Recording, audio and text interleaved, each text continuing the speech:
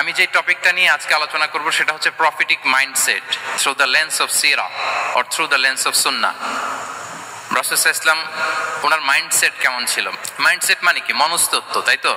মানুষের mental attitude, সে যেভাবে ভাবে, যেভাবে চিন্তা করে, একটা মানুষ তার চারপাশের জগৎটাকে যেভাবে দেখে, যেভাবে ভাবে, যেভাবে চিন্তা করে এবং যেভাবে সে সিদ্ধান্ত নেয়, এটাকে বলে তার mindset, the way of thinking.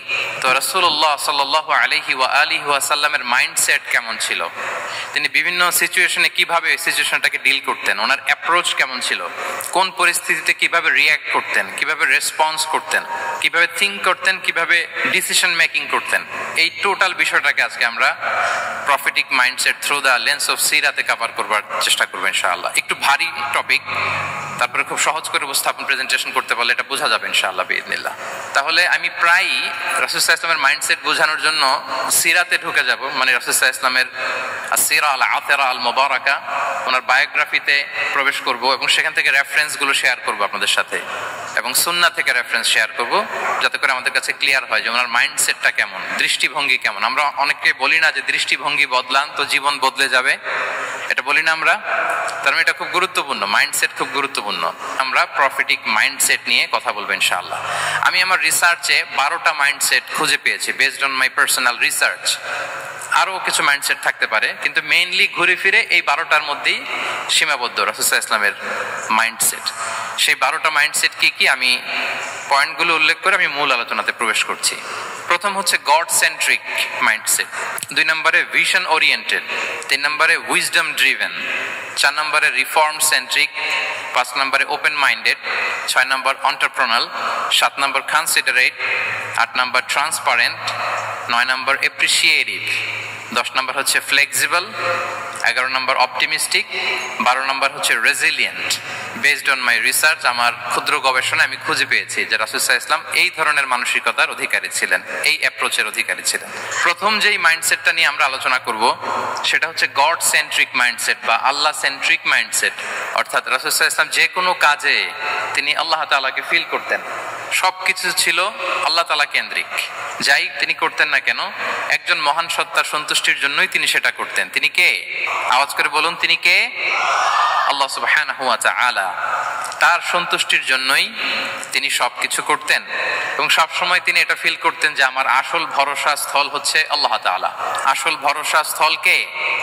আল্লাহ তাআলা। এবং আল্লাহকেই তিনি ওনার নিজের অভিভাবক হিসেবে সব সময় চিন্তা করতেন এবং তার দয়ার পরশেই যে আমরা বেঁচে আছি, তিনি যে আমাকে আগলে রেখেছেন, সার্বক্ষণিক এটাকে মনের মধ্যে ধারণ করা, সবসময় এই চিন্তাটা ভেতরে লালন করা, এটাকেই বলে গড সেন্ট্রিক মাইন্ডসেট বা আল্লাহ সেন্ট্রিক মাইন্ডসেট। এই মাইন্ডসেটের অধিকারী যদি আপনি হতে পারেন, আপনি একটা ডিভাইন পাওয়ার শিল্ডের ভেতরে থাকবেন, একটা ডিভাইন প্রোটেকশনে থাকবেন। চারিদিকে তুফান, ঝঞ্ঝা, ঝড়, অনেক কিছু, কোনো কিছু আপনাকে স্পর্শ করবে না, কারণ আপনার গড সেন্ট্রিক মাইন্ডসেট আছে। একটা মহা শক্তিধর সত্তার সাথে আপনার সংযোগায়ন আছে, কানেক্টিভিটি আছে। সো প্রথম মাইন্ডসেটটা হচ্ছে গড সেন্ট্রিক মাইন্ডসেট। রাসূল সাল্লাল্লাহু আলাইহি ওয়াসাল্লাম সব সময় সবকিছু আল্লাহ তাআলা সন্তুষ্টির জন্য করতেন এবং তিনি ভাবতেন আমার কেউ না থাক, আল্লাহ আছে। যার কেউ নাই তার কে থাকে? আল্লাহ আছে। এটাই হচ্ছে গড সেন্ট্রিক মাইন্ডসেট। আসুন আমরা সিরাতের ভেতরে ঢুকে যাই, যেহেতু আমরা বলেছি থ্রু দ্য লেন্স অফ সিরা। সিরাতের পরতে পরতে, সুন্নাহর পরতে পরতে আমরা দেখবো যে তিনি গড সেন্ট্রিক মাইন্ডসেটের অধিকারী ছিলেন কিনা। আল্লাহর হাবিব সাল্লাল্লাহু আলাইহি ওয়া সাল্লাম একবার একটা যুদ্ধ থেকে ফেরার পথে মরুভূমির মাঝখানে সেনাবাহিনীকে থামিয়ে বিশ্রামের ঘোষণা দিলেন যে তোমরা একটু বিশ্রাম নাও। তো উনি একটা গাছের নিচে বিশ্রামের জন্য গেলেন এবং সেখানে গাছের ডালে ওনার তলোয়ারটা ঝুলিয়ে রাখলেন, ঝুলিয়ে বিশ্রাম নিতে লাগলেন, ঘুমিয়ে পড়লেন। হঠাৎ এক বেদুইন এসে রাসূল সাল্লাল্লাহু আলাইহি ওয়াসাল্লামের কোষবদ্ধ তলোয়ারটা কোষমুক্ত করে এরকম হাতে নিল। রাসূল সাল্লাল্লাহু আলাইহি ওয়াসাল্লাম ঘুম থেকে জেগে উঠলেন। এবার বেদুইন বলতে আরম্ভ করলো, মাইয়ামনাউকা মিন্নি, এই মুহাম্মদ তোমাকে এবার কে বাঁচাবে বলো, এই তো আমার হাতে তলোয়ার, কে বাঁচাবে? সাথে সাথেই আল্লাহর হাবিব সাল্লাল্লাহু আলাইহি ওয়া সাল্লাম উনি উত্তরে বললেন আল্লাহ। উত্তরে কি বললেন? কোনো চিন্তা ভাবনা নাই যে ওরে আঘাত করা যায় কিনা পাল্টা, বা কোনোভাবে ওর কনফিডেন্স ডাউন করা যায় কিনা, এদিক সেদিক কারো সাপোর্ট চাওয়া যায় কিনা, কোনো দিকে না তাকিয়ে কি বললেন? আল্লাহ। সব সময় তিনি আল্লাহ কেন্দ্রিক ছিলেন। এটাকে বলে গড সেন্ট্রিক মাইন্ডসেট। যে কোনো পরিস্থিতিতে তিনি আল্লাহ যে আমার সাথে আছেন এটা কল্পনা করতেন। এবং সুনানে আবু দাউদের একটি বর্ণনা এসেছে, রাসূল সাল্লাল্লাহু আলাইহি ওয়াসাল্লাম কানা নবী সাল্লাল্লাহু আলাইহি ওয়াসাল্লাম ইযা হাযাবাহু আমরুন সাল্লা, তাকে যখন কোনো জিনিস বিচলিত করত তিনি জায়নামাজের মুসল্লায় দাঁড়িয়ে যেতেন, সালাতের জন্য দাঁড়িয়ে যেতেন। বিপদে পড়লেই আল্লাহর কাছে সেটা সঁপে দিতেন, শেয়ার করতেন। আমরা বর্তমানে কোনো বিপদে পড়লেই কি করি? আগে কোথায় শেয়ার করি? ফেসবুকে। আসলে করা উচিত কার সাথে? হ্যাঁ, আমার স্ত্রীর সাথে শেয়ার করার আগেও শেয়ার করব কার সাথে? আমার বন্ধুর সাথে শেয়ার করার আগেও শেয়ার করব কার সাথে? আল্লাহর সাথে। আমরা যদি হিজরতের ঘটনাটাকে একটু অ্যানালাইজ করি তাহলে দেখবো যে গারে সাউরে যখন আল্লাহ রাসূল সাল্লাল্লাহু আলাইহি ওয়াসাল্লাম এবং আবু বকর রাদিয়াল্লাহু তাআলা আনহু ওনারা আশ্রয় নিয়েছিলেন রাত্রিবেলায়, কুরাইশরা যখন খুঁজতেছিল, আবু বকর রাদিয়াল্লাহু তাআলা আনহু বলেন যে কুরাইশদের পা দেখা যাচ্ছে, ওরা যে হেঁটে যাচ্ছে, একটু উকি মারলে আমাদেরকে দেখা যায়। তিনি অত্যন্ত ভীত সন্ত্রস্ত, তটস্থ, নিজের জন্য নয়, রাসূল সাল্লাল্লাহু আলাইহি ওয়াসাল্লামের সেফটির জন্য। রাসূল সাল্লাল্লাহু আলাইহি ওয়াসাল্লাম আবু বকর রাদিয়াল্লাহু তাআলা আনহুকে বলেন যে আবু বকর চিন্তা করো না, লা তাহসান ইন্নাল্লাহা মা'ানা, আবু বকর চিন্তা করো না, আল্লাহ আমাদের সাথে আছেন। সুবহানাল্লাহ, আমাদের সাথে কে আছেন? আল্লাহ আমাদের সাথে আছেন। এটা হচ্ছে গড সেন্ট্রিক মাইন্ডসেটের উদাহরণ। আপনার মনকে বুঝাতে হবে যে আল্লাহ আমার সাথে আছে। মনকে তুমি বুঝিয়ে বলো আল্লাহ আছে আমার সাথে। এই বাক্যটা মুখস্থ করা যাবে? মনকে তুমি বুঝিয়ে বলো আল্লাহ আছেন আমার সাথে। আপনার পুরো জীবনের সব কাজের সাথে যদি এই বাক্যটাকে মিলিয়ে ফেলতে পারেন দেখবেন যে কোনো কিছুই আপনার ক্ষতি করতে পারতেছে না। এটাকে বলে গড সেন্ট্রিক মাইন্ডসেট। আল্লাহ আমার সাথে আছেন, কেউ নাই কিন্তু আল্লাহ তাআলা আমার সাথে আছেন। এবং গড সেন্ট্রিক মাইন্ডসেটের সবচেয়ে বড় সুবিধা হচ্ছে আপনার মনে কখনো হতাশা কাজ করবে না, হতাশা বাঁধবে না, কারণ আপনার সাথে এক মহাশক্তিধরের কানেক্টিভিটি আছে। তিনি কে বলুন তো আওয়াজ করে? তিনি আল্লাহ। হতাশা আসবে না। এই যে আমাদের জাতীয় জীবনের এখন সবচাইতে বড় বড় সমস্যাগুলোর যদি আমরা লিস্ট করি, একটা বড় সমস্যা হচ্ছে ডিপ্রেশন, তাই না? আমরা ডিপ্রেশনে ভুগি না? আপনাদের ডিপ্রেশন হয় কখনো?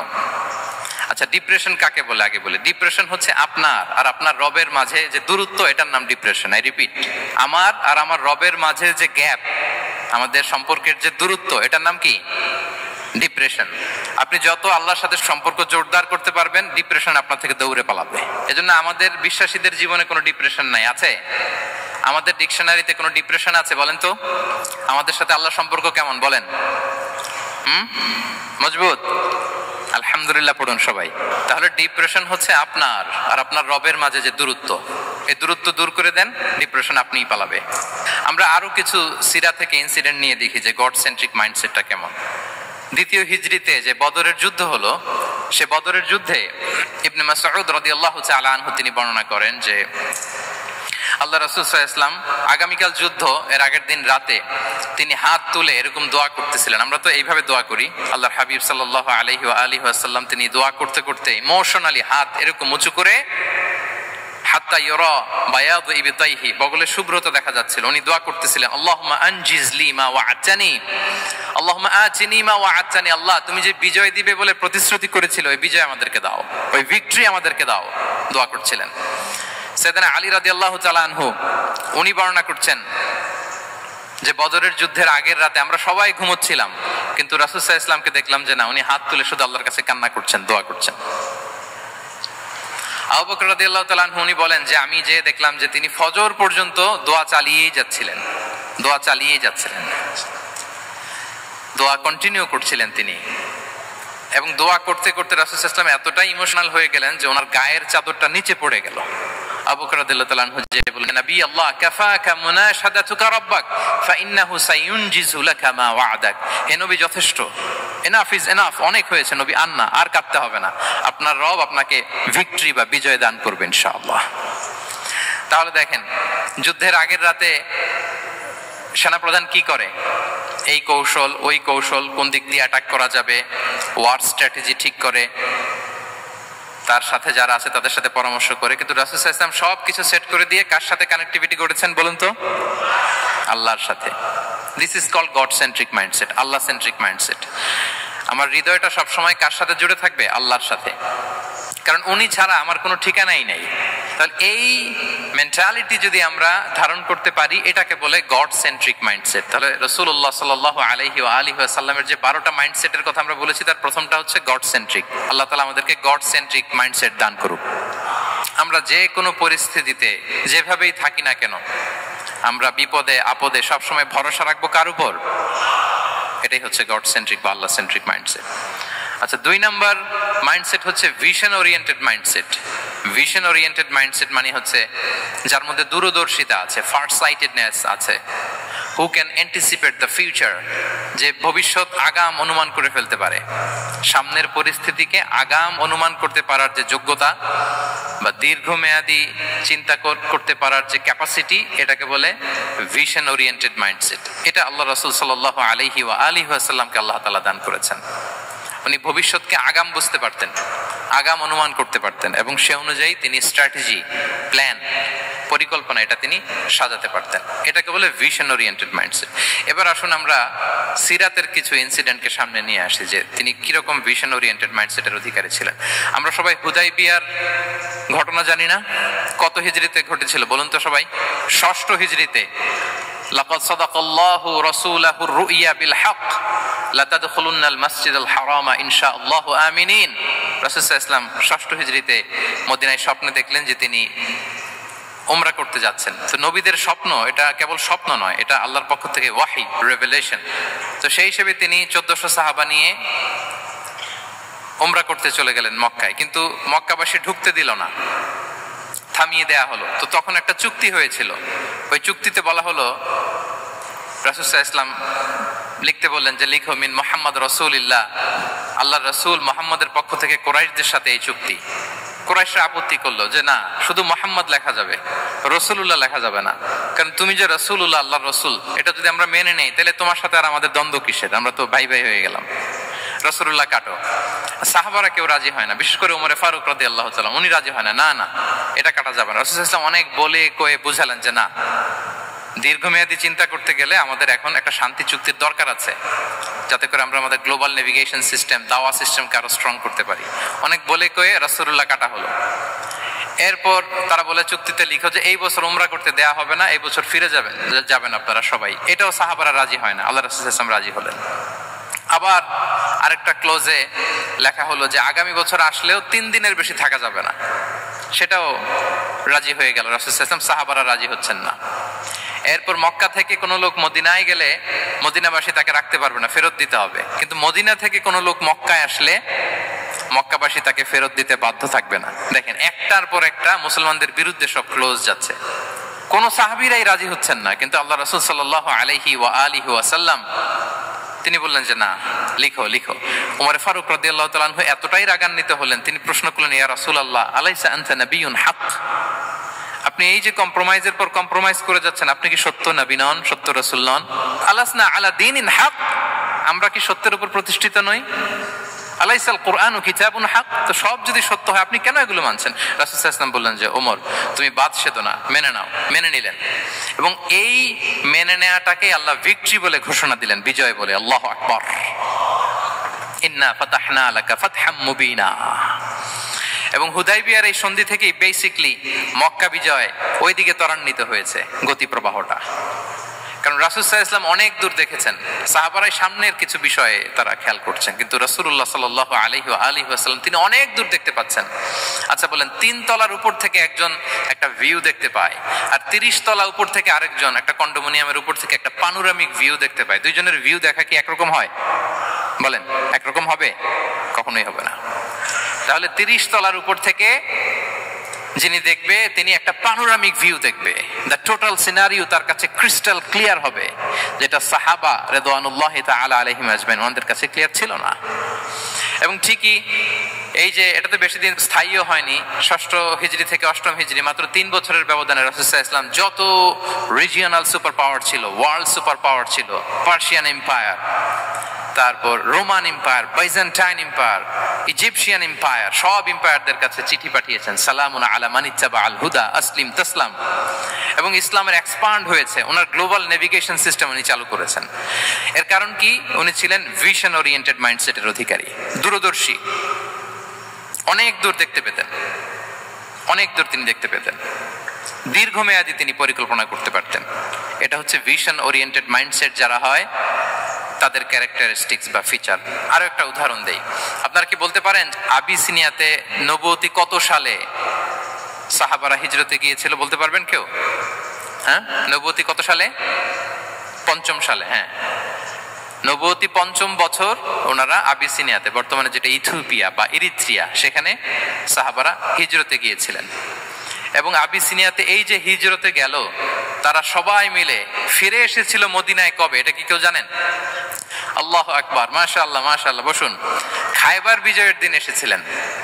আবিসিনিয়াতে যারা হিজরতে গিয়েছিলেন তারা মদিনায় ব্যাগ এন্ড ব্যাগেজ সবকিছু নিয়ে খায়বার বিজয়ের সময়, মানে সপ্তম হিজরিতে এসেছিলেন। তো রাসূল সাল্লাল্লাহু আলাইহি ওয়াসাল্লাম যখন মক্কা থেকে মদিনায় হিজরত করলেন, সব সাহাবারা মদিনায় চলে আসছেন। মদিনায় এখন একটা ইসলামিক সোসাইটি, ইসলামিক স্টেট। বদরের যুদ্ধে মুসলমানদের বিজয়, খন্দকে বিজয়, খন্দক তো পঞ্চমে। তারপরে ওনারা কেন আসে না বলেন তো? আসেনি। সপ্তম হিজরিতে এসেছেন। জাফর রাদিয়াল্লাহু তাআলা আনহুর নেতৃত্বে, সাইয়েদনা আলী রাদিয়াল্লাহু তাআলা আনহুর আপন ভাই, বড় ভাই, ওনার নেতৃত্বে যখন সপ্তম হিজরিতে ওখানে যাওয়ার 15 বছর পর যখন তারা সবাই ফিরলেন, রাসূল সাল্লাল্লাহু আলাইহি ওয়াসাল্লাম এত খুশি হলেন, তিনি বললেন, মা আদরি বিআইয়িহিমা আনা আফরাহ বিফাতহি খায়বার আও বিকুদুমি জাফর। আমি কোনটাতে বেশি খুশি আজকে আমি জানি না, খায়বার বিজয়ে বেশি খুশি না আমার ভাই জাফরকে পেয়ে বেশি খুশি। আল্লাহু আকবার। এত খুশি হয়েছিলেন। তো এখন এমনি তো মনে প্রশ্ন জাগে যে রাসূল সাল্লাল্লাহু আলাইহি ওয়াসাল্লাম যখন মদিনায় চলে আসলেন, কোরআনের আয়াতগুলো নাজিল হয়, সালাত ফরজ হলো, যাকাত আসলো, সব হলো, একটার পর একটা হচ্ছে, ইসলামিক স্টেট। তো ওনারাই কেন আবিসিনিয়াতে পড়ে আছেন? প্রশ্ন জাগে না? ওই সময় একটা ক্রাইসিস মোমেন্ট ছিল, তখন ওনারা গিয়েছিল আবিসিনিয়াতে, কিন্তু আসে না কেন? ওনারা এসেছেন সপ্তম হিজরিতে। এর কারণ আবিসিনিয়ায় কিছু মুসলিমদেরকে রেখে দেওয়া, এটা রাসূলুল্লাহ সাল্লাল্লাহু আলাইহি ওয়াসাল্লামের প্ল্যান বি ছিল। কি ছিল? Plan B. রাসূল সাল্লাল্লাহু আলাইহি ওয়াসাল্লাম অপেক্ষা করছিলেন যে মদিনাকে প্রথমে ইন্টারনাল যত থ্রেট আছে এগুলো থেকে মুক্ত করতে হবে, এরপরে মদিনাকে যত এক্সটার্নাল থ্রেট আছে এগুলো থেকে মুক্ত করতে হবে। সব যখন মুক্ত করে উনি দেখলেন যে না, মদিনা সেফ জোন, এখন আর আলাদা একটা বেজ, একটা এক্সট্রা সেফ জোন বা এডিশনাল বেজ আমার কোথাও দরকার নাই। তখনই তিনি লোক পাঠালেন যে যাও, জাফরের নেতৃত্বে আবিসিনিয়ায় যারা হিজরত করেছে তারা সবাই মদিনায় চলে আসো। সুবহানাল্লাহ বিহামদি। তাহলে একটা প্ল্যানে কাজ করতেন না। আমরা তো এরকম করি, একটাই প্ল্যান। প্ল্যান কয়টা? এটা যদি ওয়ার্ক না করে শেষ, আমু নাই, সালাও নাই। কিন্তু রাসূলুল্লাহ সাল্লাল্লাহু আলাইহি ওয়া আলিহি ওয়াসাল্লামের প্ল্যান এ ছিল, প্ল্যান বি ছিল, প্ল্যান সি ছিল। প্ল্যান এ ওয়ার্ক না করলে প্ল্যান বি তে যেতেন, বি ওয়ার্ক না করলে সি তে যেতেন, এইভাবে তিনি কাজ করতেন। তাহলে এটা হচ্ছে বেসিক্যালি ভিশন ওরিয়েন্টেড মাইন্ডসেটের অধিকারী যারা, তারা এটা করে, যারা ফিউচারকে অ্যান্টিসিপেট করতে পারে, আগাম অনুভব করতে পারে যে কি হতে পারে সামনে। এই যে বাংলাদেশের বিভিন্ন প্ল্যান পরিকল্পনায় আমরা দেখা যায় যে এখান দিয়ে একটা ব্রিজ করে পরে ভাঙতে হয়, রাস্তা একটা তৈরির পরে ভাঙতে হয়, কোথায় এক টানেল হয়ে আছে প্রতি মাসে মাসে এখন লস হয়, তারপর 1 ঘন্টা বৃষ্টি হলে পুরো ঢাকা শহর এটা বন্যা হয়ে যায়। এগুলো হচ্ছে একাধিক প্ল্যান না থাকা, ভিশনারি অ্যাটিটিউডের অধিকারী না হওয়ার কারণে এই ঝামেলাগুলো আমাদের হচ্ছে। তো প্রফেটিক সিরার এই প্রফেটিক মাইন্ডসেট থেকে আমাদের নেয়ার বিষয় হচ্ছে এটা, যে আমাদেরকে ভিশনারি অ্যাটিটিউডের হতে হবে। রাসূল সাল্লাল্লাহু আলাইহি ওয়াসাল্লাম ভিশন ওরিয়েন্টেড মেন্টালিটির ছিলেন। আগাম, আজ থেকে 50 বছর পরে বাংলাদেশে কি ক্রাইসিস হতে পারে, আজ থেকে ঠিক 100 বছর পরে বাংলাদেশে কি হতে পারে, ওই রোড ম্যাপকে সামনে রেখে আমাদেরকে প্ল্যান করতে হবে। এটাকে বলে ভিশন ওরিয়েন্টেড মাইন্ডসেটের অধিকারী হওয়া। 3 নাম্বার হচ্ছে উইজডম ড্রিভেন মাইন্ডসেট। উইজডম মানে হচ্ছে প্রজ্ঞা। প্রজ্ঞা কি? জ্ঞান আর কমন সেন্স দুইটা একসাথে হইলে ওটারে প্রজ্ঞা বলে। when the knowledge and common sense join together it reflects as wisdom. আপনার জ্ঞান এবং আপনার কমন সেন্স একসাথে হইলে ওইটা উইজডম হয়ে যায়। রাসূল সাল্লাল্লাহু আলাইহি ওয়াসাল্লাম ছিলেন প্রজ্ঞায় সমৃদ্ধ এক মননের অধিকারী। ওনার সব কিছুতেই প্রজ্ঞা ছিল। উইজডম ইন গিভিং অ্যাডভাইস, উপদেশ দেওয়ার সময় ছিল। উইজডম ইন পলিসি মেকিং এর সময় সেখানে প্রজ্ঞা ছিল। Wisdom in action, strategic plan, কোন স্ট্র্যাটেজিক প্ল্যানের ক্ষেত্রে প্রজ্ঞা ছিল। রাসূল সাল্লাল্লাহু আলাইহি ওয়াসাল্লাম একই প্রশ্নের উত্তর এক একজনকে এক এক ভাবে দিতেন। অনেক সাহাবারা জিজ্ঞেস করতেন যে রাসূলুল্লাহ একই প্রশ্ন, একে বললেন এইটা, ওরে বললেন ওইটা, ওরে বললেন আরেকটা, এটা কেন? তো রাসূল সাল্লাল্লাহু আলাইহি ওয়াসাল্লাম বললেন যে আমি জানি ওর কিসে ঘাটতি, আমি জানি ওর কি প্রয়োজন, আমি জানি ওকে কোন নাসিহাটা দিলে কাজ করবে, ফলে এক একজনকে আমি এক এক ভাবে ক্লারিফাই করেছি। আল্লাহু আকবার। This is called wisdom. আচ্ছা, উইজডম, রাসূল সাল্লাল্লাহু আলাইহি ওয়াসাল্লাম যে উইজডম ড্রিভেন মাইন্ডসেটের অধিকারী ছিলেন, এটার কয়েকটা এক্সাম্পল আমরা সিরাত থেকে দেখি। মক্কা বিজয় হয়েছে কত হিজরিতে? অষ্টম হিজরিতে যখন মক্কা বিজয় হলো, তখন তখন রাসূল সাল্লাল্লাহু আলাইহি ওয়াসাল্লাম আম্মাজান আয়েশার সাথে গল্প করছিলেন আর বলছিলেন, আয়েশা, লাউলা হাদাসাতু আহদি কওমিকা বিল কুফরি লানাকাতুল কাবাতা ওয়ালা জাআলতুহা আলা আসাসি ইব্রাহিম। আয়েশা, তোমার এই মক্কাবাসী, তোমার এলাকার লোকজন যদি একটা কেওস সৃষ্টি না করতো, তাহলে কাবার যে আসল শেপ, আমি ওই আসল শেপে এটাকে ফেরত নিতাম, কিন্তু নিতে গেলে এখন একটা ঝামেলা বাঁধবে, এজন্য নিব না। ব্যাপারটা হচ্ছে, আমরা এখন যে কাবাটাকে দেখি এটা হচ্ছে স্কয়ার আকৃতির। স্কয়ার মানে কি? বর্গাকৃতি, তাই তো? বর্তমান কাবা কোন আকৃতির বলেন তো? একটা বড় কিউবের সাইজ না? দূর থেকে দেখলে মনে হয় একটা বড় কিউবের সাইজ, কিউবের আকৃতি মানে স্কয়ার, চতুর্ভুজ। কিন্তু সাইয়েদনা ইব্রাহিম আলাইহিস সালাম যে কাবা নির্মাণ করেছিলেন এটা কিন্তু এরকম কিউব ছিল না, ওটা ছিল রেক্ট্যাঙ্গেল। রেক্ট্যাঙ্গেল ছিল, মানে আয়তাকৃতির ছিল, এরকম লম্বা। এই যে টেবিলটা যেরকম, টেবিলের যে শেপ এইরকম ছিল, এরকম লম্বা কাবাঘর ছিল আয়তাকৃতির। কিন্তু এখন এটা কমে স্কয়ার আকৃতির হয়ে গেছে।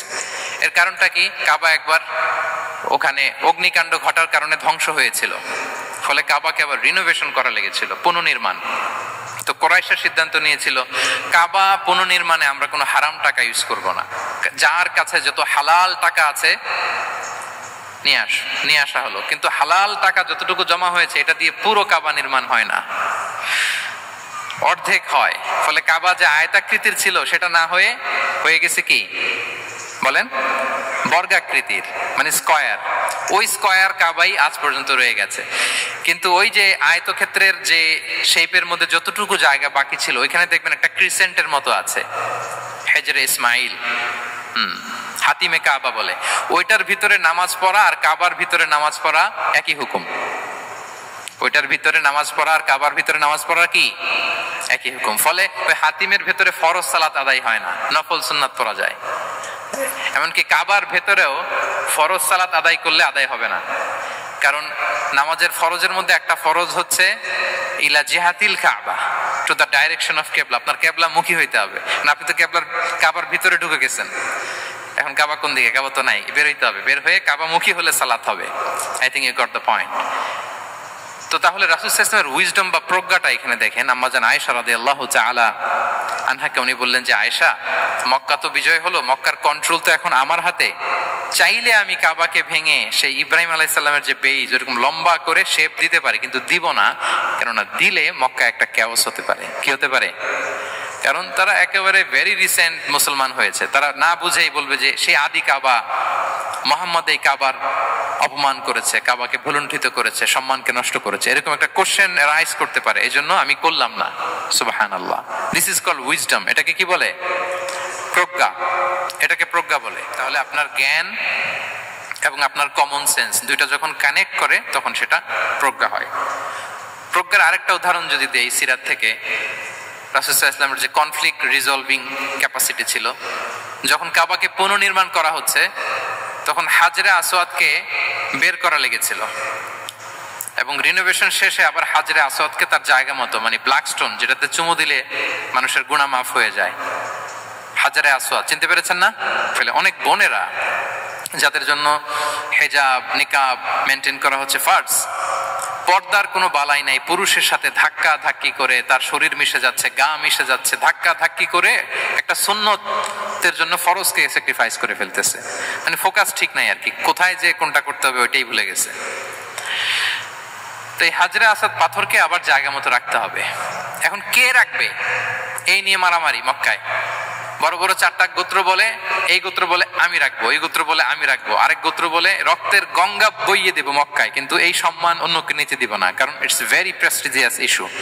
যা আমাদের গোত্র এই ব্ল্যাক স্টোন হাজরে আসওয়াদকে নিয়ে জায়গা মতো রেখেছে, এটা কাউকে দিব না। তো সবাই যখন মারমুখী, তখন আল্লাহ রাসূল সাল্লাল্লাহু আলাইহি ওয়া আলিহি ওয়াসাল্লাম তিনি সমাধান দিলেন যে মারামারির দরকার নাই, একটা চাদর নিয়ে আসো। নিয়ে আসা হলো। 4 গোত্রের 4 লিডারকে বললেন চাদরের 4 কোণা ধরো। 4 জন 4 কোণা ধরলো। রাসূল সাল্লাল্লাহু আলাইহি ওয়াসাল্লাম তিনি পাথরটা নিয়ে মাঝখানে রাখলেন। এবার 4 নেতাকে বললো আসো, জাতীয় 4 নেতা চলে আসো, কাবার সামনে চলে আসলো। এরপরে আল্লাহ রাসূল সাল্লাল্লাহু আলাইহি ওয়াসাল্লাম ওনার মোবারক হাত দিয়ে, বরকতময় হাত দিয়ে হাজরা আসওয়াদকে নিয়ে নিজ হাতে রাখলেন। এবার সবাই হ্যাপি, কারণ অংশগ্রহণ করতে পারছে। আসলে সব মূল স্ট্যাটাস কিন্তু চলে গেছে রাসূলের দিকে, নাকি? ওরা তো এটা টাচও করতে পারে নাই, পারছে? ওরা চাদর ধরেই হ্যাপি, কিন্তু পাথরটা ধরেছিল কে? রাসূল সাল্লাল্লাহু আলাইহি ওয়াসাল্লাম। চাদরে রেখেছিল কে? রাসূল সাল্লাল্লাহু আলাইহি ওয়াসাল্লাম। চাদর থেকে নিয়ে আবার কাবা ঘরে সেট করেছিল কে? রাসূলুল্লাহ সাল্লাল্লাহু আলাইহি ওয়া আলিহি ওয়াসাল্লাম।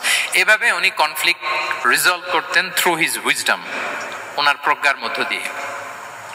আমরা যদি তায়েফের ঘটনা দেখি, রক্তাক্ত হয়েছেন, পাহাড় রক্ষী ফেরেশতারা এসে বলেছে, রাসূলুল্লাহ জাস্ট অর্ডার করেন, আমরা কোলাপস করব এমন ভাবে the entire Taif city will be collapsed, একেবারে স্ম্যাশ করে দিব, পাউডার হয়ে যাবে। রাসূল সাল্লাল্লাহু আলাইহি ওয়াসাল্লাম বললেন, না, বাল আরজু আন ইউখরিজাল্লাহু মিন আসলাবিহিম মান ইয়াবুদুল্লাহ ওয়াহদাহু ওয়া লা ইউশরিকু বিহি শাইআ। তিনি বললেন, না, ওদেরকে ধ্বংস করে দিও না, ওদেরকে ধ্বংস করলে লা ইলাহা পড়বে কে? সুবহানাল্লাহ। কি উইজডম ড্রিভেন ছিলেন উনি। উনি বলেন যে আমি আশা করি, প্রত্যাশা রাখি, দোয়া করি যে ওরা আমাকে প্রত্যাখ্যান করেছে, কিন্তু ওদের যে নেক্সট জেনারেশন, ওরা সাক্ষী দিবে আশহাদু আল্লাহ ইলাহা ইল্লাল্লাহ ওয়া আশহাদু আন্না মুহাম্মাদার রাসূলুল্লাহ। এবং তাই হয়েছে। এখন তায়েফে যান, চারদিক থেকে আল্লাহু আকবার ধ্বনিতে মুখরিত তায়েফ, এবং এত চমৎকার শহর, এটা একটা টুরিস্ট ডেস্টিনেশন হয়ে গেছে। সৌদি আরবিয়াতে যারা যায়, তায়েফ না গেলে লোকদের ভালো লাগে না। ঠান্ডা, সবুজ শ্যামল, রেইনফল হয়, ফলমূল পাওয়া যায়। আব্দুল্লাহ ইবনে আব্বাস রাদিয়াল্লাহু তাআলা আনহুর স্মৃতিধন্য মসজিদ আছে, অনেকগুলো ইউনিভার্সিটি আছে, ইসলামিক ইনস্টিটিউশন আছে। এই যে নয়নাভিরাম তায়েফ, এটা রাসূল সাল্লাল্লাহু আলাইহি ওয়াসাল্লামের উইজডমের ফসল।